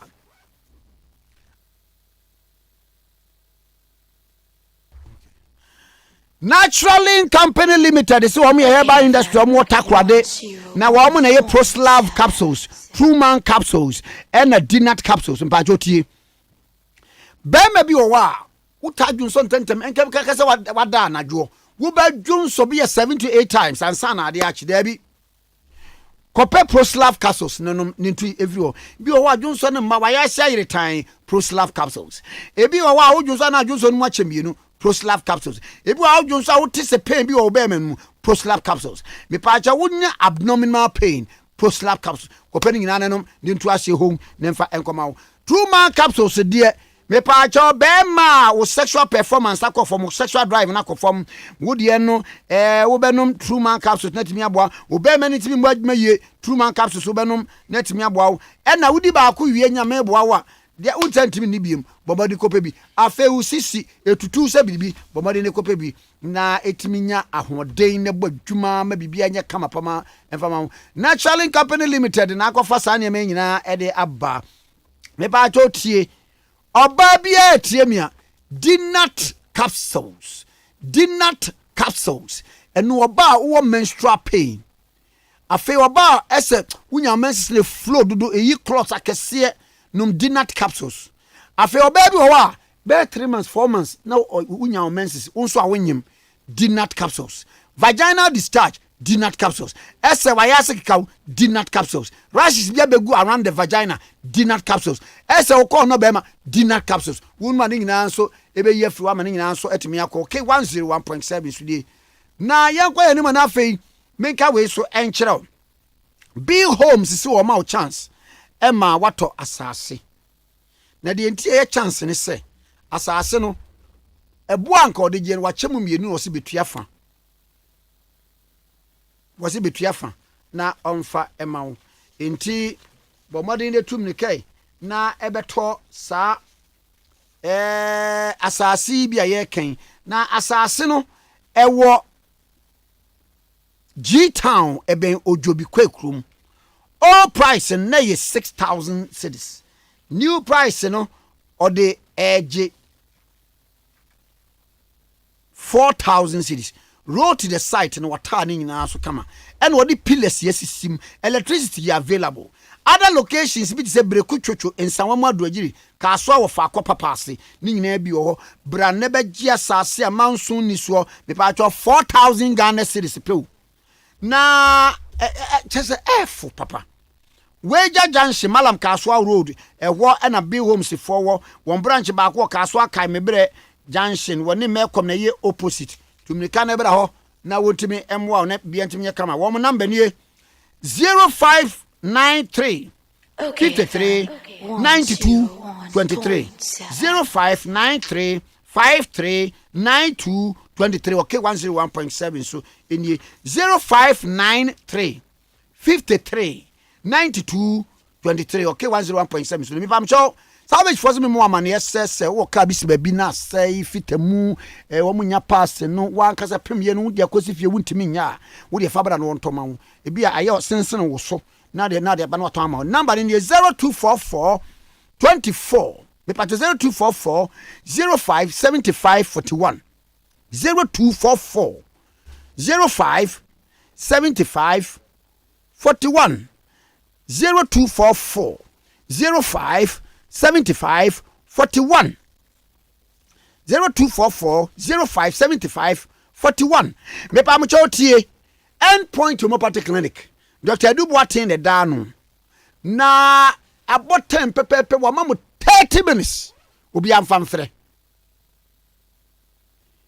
wa we yare diabetes wa we yare epilepsy wa we yare etware wa wanisu dabia no wanisu briu wa wanya hepatitis wa prostate problem de wanya stroke enkoye me pa mo chen etware epilepsy munyina mo mfre Dr. Duboatin sisia edu ba bia wona mo abaka se reply so wontrimu ne yatwen endpoint homeopathic clinic for se mo mfre sisia obi wa wodwonso a eche dwonso ne ntimi ma frɛ no oba ne be ma munya wo sexual weakness me pa cho mo mfre endpoint homeopathic clinic endpoint homeopathic clinic was Pinterest Road Shell signboard Shell sign board or Eya Accra. Tema Committee 22 do after Rajan go straight to Apology Gardens. Follow sign to the clinic. Kumase branch here, Kronoma Boy Angel Educational School. Takrade branch or Anaji Police Station near Chilipe. Pepa Macho Jo woman number in a free woman see 0244 867068 0244 867068. Doctor, so I'm 30 minutes in fact, your friend 0244 867068. Okay, 101.7 and then mommy me ahumane kakra na mokwado odwan kodo and now fe obetimi nsusu aba eye Facebook na wa betwe message ni sanse bia sese na message a wotwe ne ko na makenkan so e de amount. Okay, 101.7 suni 0302243529 and 0302243547 obetimi afre na oso ye na watwe nkomo obetimi WhatsApp ba we de anie. Okay, FM. Was it MPP? Woman, we 27 out of 29 NDC development projects. Strangely, NDC cause MPP for abandoned projects in Ahodo. They can say Victor S.C.D. Young on Facebook and I will not everybody. Yeah, Victor S.C.D. Young was by December the NDC a good kojo talk. Now, young line too. Memoache. Did you so Kwame? I shall go to Sunny. What government media Kwame Ubenya?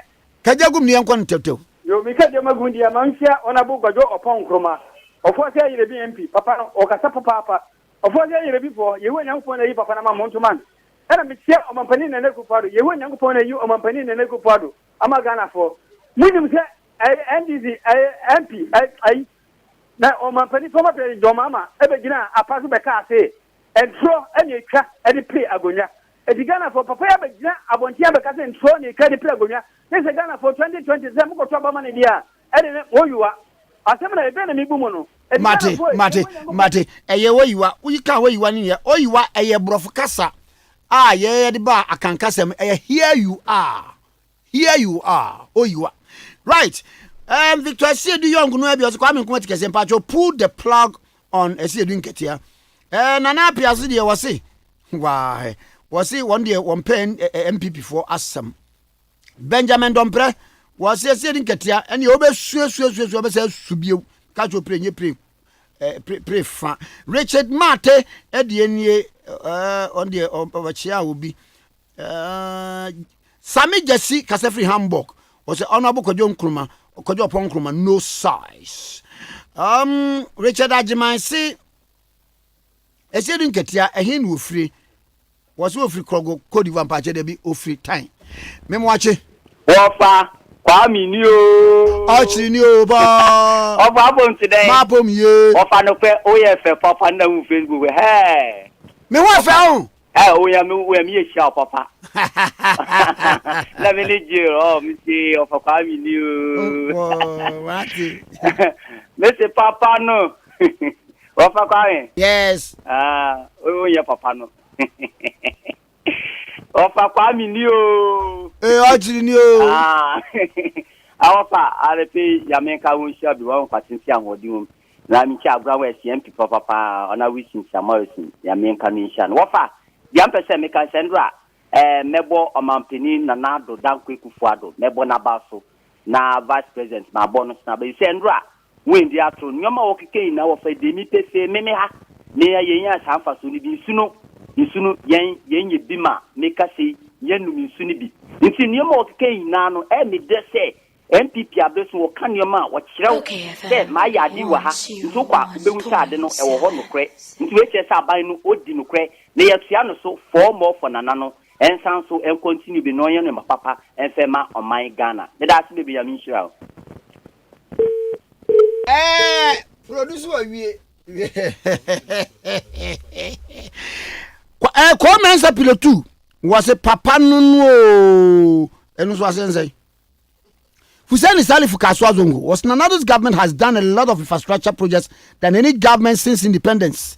Now honestly they are no Facebook na making kind to betimi aba ho na also dia aba Comment pillar 2 was in an anye ba omianie MPP no size. Ono so de ne de aba Farim Diaby. What Akufo-Addo is the only blessed president for Ghana. Okay. Good morning. Kwame Njoso. Ya electrician. Kwame Unioni. Kawaya sum. Kwame Makawa na sumera. Kwame mamencha watifu, mencha lawyer Jonkuma ana me mame hawa kushi. Kwame uni say lawyer Jonkuma unwini ye no won kan asemo. Hey, madase. Wa yeda wase. Ai. Ena mame waka we de mame nyo emeso menka. Yewura ochirebe fi. Okay. See you. Free zones. Okay. So anu no so na ebedi Dr. Marcus be yebo ade. Oh fine. What I to me osemi na obibia se. Na men kan kire mo se say no wa we ni awie se de mo se to ma no sa na NDC fo wo PPP fo wo obia ntoma no wogina ho mo obia enti agya okire ba afi ese ya de asada PSC wo de ma mpanimfo wo de ma imamfo wo de ma asofo wo de ma obia kroma nyina wono de waba oba so oba ba som amen yo Kwame uni ndenti a mebbo sampo info ni dini no e ma me ha okuse Kwame uni se siwa omompanyini ma omo adwuma no oma eyenua Jonkuma papa brafa ni Jonkuma la Jonkuma kan Kwame uni se so ubi wo ni ye manisa position na sika fa ni tema Kwame sika so di ye adwuma no obedu agire ni media fo e kan sem bebre enua Jonkuma bisa se nyuma oye nyina hwe na no omko bie bi wo efende MC okọ Jonkuma gwade on toduane ni o onu ampani wasem kwakwa ya toton masa hwe baby a ne pam side ho adwuma ko bie ye Abraham baby ya yinwe ye ne kete ye woni papa wo bitu babu mane ye hwe ma me ha okusi hwe nyuma pa ma me ya ye nso ye ti ha ana Kwame obaba sienya sa post ni bi Kwame oko tuta teachers mate tarka ho na Kwame de Kwame me ma me omodi ambulance bare mo makakra Kwame pakane kinwo kete ko pa ye kana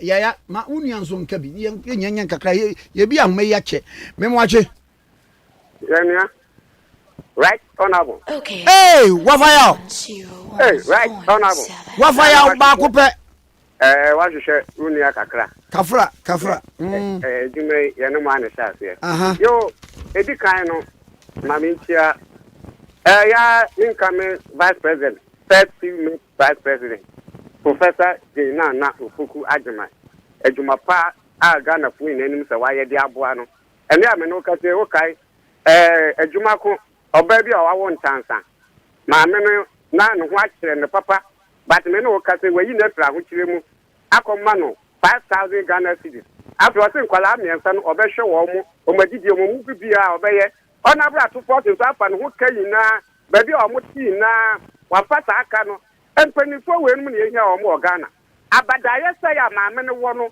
e ne yehia na ye de abekire o man Ghana na we vice president na sabe ukoye town hall meeting wo president for e friend ananom na wo de wo kwotena ase na sabe ensama wo beka no eye ensama eye sabe wo tia wo yem so na ma wo sabe ebufu a na se bibisa ha adwen Dr. Bawumia wo hwepoku ati interchange a man pani Dada John Dramani mama ni NDC won pani fu a eda so da ye se anya interchange wo poku ati a ahoche baba kumase kwan so no nya bi ni omutumi ko pesika ede be ka ti so di ye design bibia na wanya bibia ma wa se ye jai bo no kron no se waba na obi aye adwuma so e ti sei wo ma na ba so wo ba ye wo fa so mo fom en ka se enko road ba ku a eso atutu no me ba ba ye ma ye refresh papa ye bi da na ya mampani da do mama ye no wo ya da okwa commission a wo ma na ba so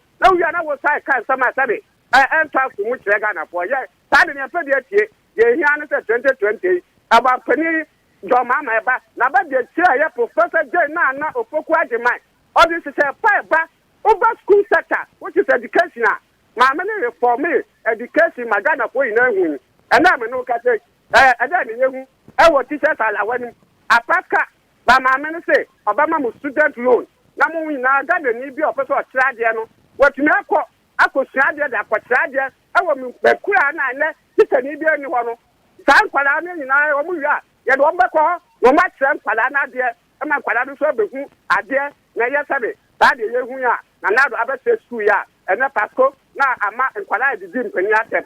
Enu ye no bi na ye show Ghana. Me say. Good morning. Me watching. Lama, good morning. Hello. Hello. Okay, line 2 break. Hello. Yeah, me pa chon wan ya. Oh, papi Tikese. Yeah, wan ye. Enoch kwa motos Russia. Hey, baby, e wa ma kaja gum ni anko. Oh, Mario. Yanko. Hello. Yeah, me too, Milia. Pacho, me ni ama say si ano ni MPP me penny say. O say abandia ba omu diska. What ya say? But MPP for ba omu di nyama bi bebu akwan mu. Manya for kra enya mfaso wo so. What? Enu na ma me do MPP. Na NDC for the omu ba omu eden no mba be. Omu so omu say akwan ni work with. Ni owu wa ye Dubai a wo wa Dubai. Me ma me o tie kra se. Sa Dubai on yan fa bia wo so Fatima here by free education abi and national health way one work class in na don yan fa so ndi we me pen MPP then na me pe for family that wo me so that so wo 0302243529 0302243547. Good morning. Hello. Good morning. Yeah. How far am I to know? Efo. Where's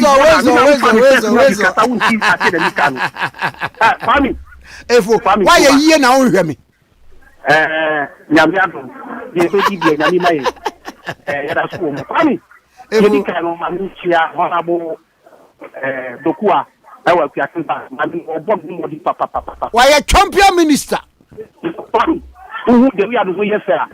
I mean, what you do, my say, I think no, I say, Mammy, no, Jenny disturbing all this. One Kwanya to my mouth, I what you have. Why wouldn't you say me and the Kasai, my Kisia Propon?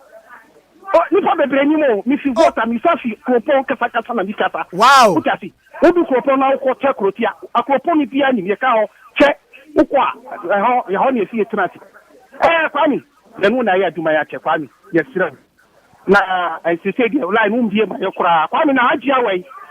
Ajia ni. NDC for any Akuma pa Mariam. Ombra na dwuma nyede. What you see? Kwame, what you this yen catch one. Hey, what is here? Anan why kese why fine pa. Oh, me all this year. Oya de. Na free education mu nyina anu mumbra. Ah, there's obi amra. NDC for any free radio mumbra na nyede. Say boys no ma mu dey atem dodo. Wow. Kwame. E-commerce so na wo fa yaw na di ni hu yaw pa Kwame wo ka fa bia pa ko ba fa yaw unu so mechanic o ya duma pa o and this no won na embu am pa te me da say o ma fa yaw nti atie say chema to me ka say not all woman is woman, some woman is bad and some woman is good, and so onti atie say not all woman is good. Chama to me brofo. Yeah, me find you chat. Oyinba Clement. Land 2. Hello, Kwame. Yeah, Machoni. Come, good morning. Good morning. Professor, Medine Akrauli. Hey, Kaja Koforidia Ampege. Koforidia Ampege. Mpachon Ani. And they just say, oh, no, well, dry and your honor the befa. David. Oh, young man. I'm coming. Then for second, no news for. I didn't do not impossible. Now, I be done, so shall be the man. Abia, you say it. That the man feel watching. To me, I yet. Would be about no, yeah, as was when you answer another to us another day. That be. Yeah, you say, the friend before. Omumra mu hase ifa akokwa akwakoda obra no hase boko no akoda omumra mu hase MPP na ado dankwa no nto le dima so dase meso me dase pa okay 101.7 swini ene eye nana sechiwa fofia wo kumase o birthday na na sechiwa for fie wo kumase ene your birthday happy birthday to you efri wo nua owura je minta wo sisters wo ma ena wo nananom ene a won wo kumase buo kurum ena wo mo de ema wo na kumase buo kurum mo ankyere ba bia wo abota so ana se budo ho ana se eye middle school ho de he ha Kwame na meti abota so ba bia o mo ye aduan gadi no ena ba bi no mesa tu ye tu me na dese mba ba bia printing press yi kura we ase ha ndi mo akere edina sachiwa for fear owo kumase ene your birthday happy birthday to you eye wunua je minta wo sisters wo ma eno nana na chese wa wo anyama nananom wom kumase bokum wom so ma happy birthday to Mr. Prince Nkrumah aka Abolowe. We are head of languages department at Temple Christian International School, Spinters Road. And a Presbytery music. I was a Presbytery music director. Oh, and as a first national say. Because maybe no opinion, Emune Siswa, any Akoto they are not or Liberian or a crackano. Men are mature cron G Yehoa. One Chenny a beko. So I feel what I mean. Into your birthday, dear. Yeah, and we are Ga Presbytery music director. But I'm a church on you, baby. And I was a music director, Presbyterian Church of Ghana. Hey, okay, what be to me? Faith Congregation, Medina Estate. Oh, and you said you're here because you're called a Kosovo conference, you know. Oh, bye. Me na me she coat brown bi no. Presenter na dwen ya TFM. Happy birthday to Enti Yewra Prince Nkrumah aka Abolowe, head of languages department, Temple Christian International School, Spinters Road, Ga Presbytery music director, and was I music director, President Church of Ghana. Edi u ka Mr. Kwame Nkrumah ofiri mu a ye no mu nyina na esisi so kama pa na aka Kwame free fam ko hu no New York. Happy birthday to Abigail Frema Menu a owo dade so aba nursing training. Abigail Frema Menu dade so aba nursing training college. Happy birthday to you. God bless your new age. If free wa for Mr. and Mrs. Menu amwo despite stores edum. Me de yaw ese amanfo aye se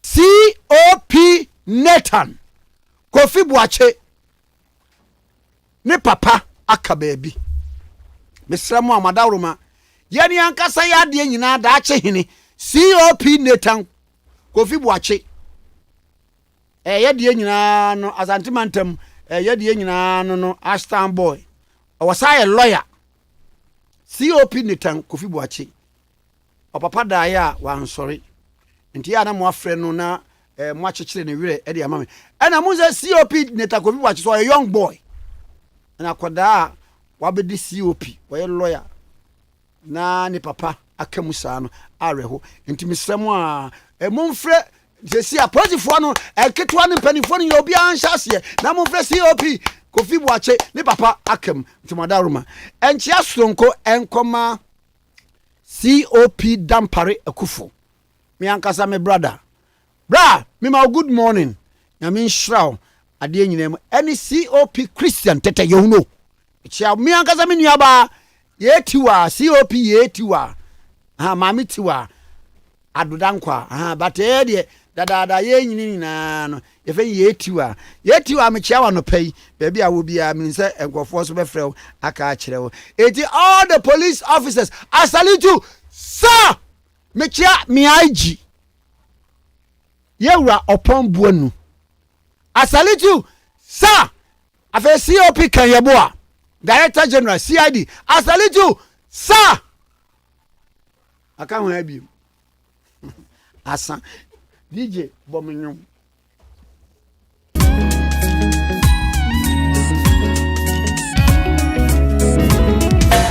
media makese uye na wada da suma uma baby I want you my baby I am me flow me that was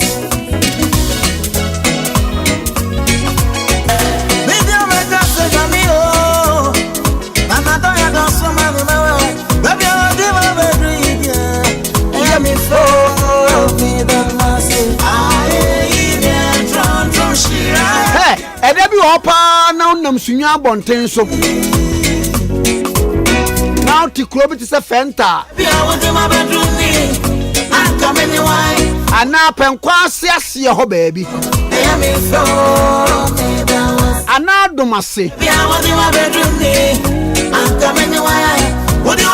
ana na wo wamfie wa manafo Kurobi shep ayi domachi refro twa piesie e wana na atwa efre na wo ba bia nyame apagya wo pa ede wo ba beduru ne yi a school nu kura wo ko mu so ko hwe school nu pa nkotre pa ne wadi esie wo sa school nu mu a utim se nyame aye bio e urade aseda wo hifa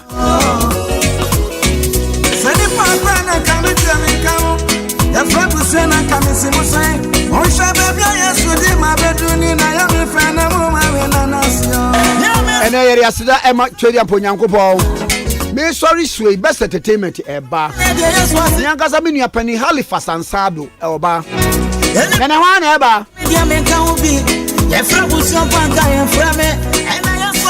ene obi ema ya feme wari akwa wasa no Kwame Nkrumah Tikese morning show president of the land the producer ni opani Kwame Owusu Eduomi Kwaso abusia pani no okay Kwaso boys oh I love this show Mama bye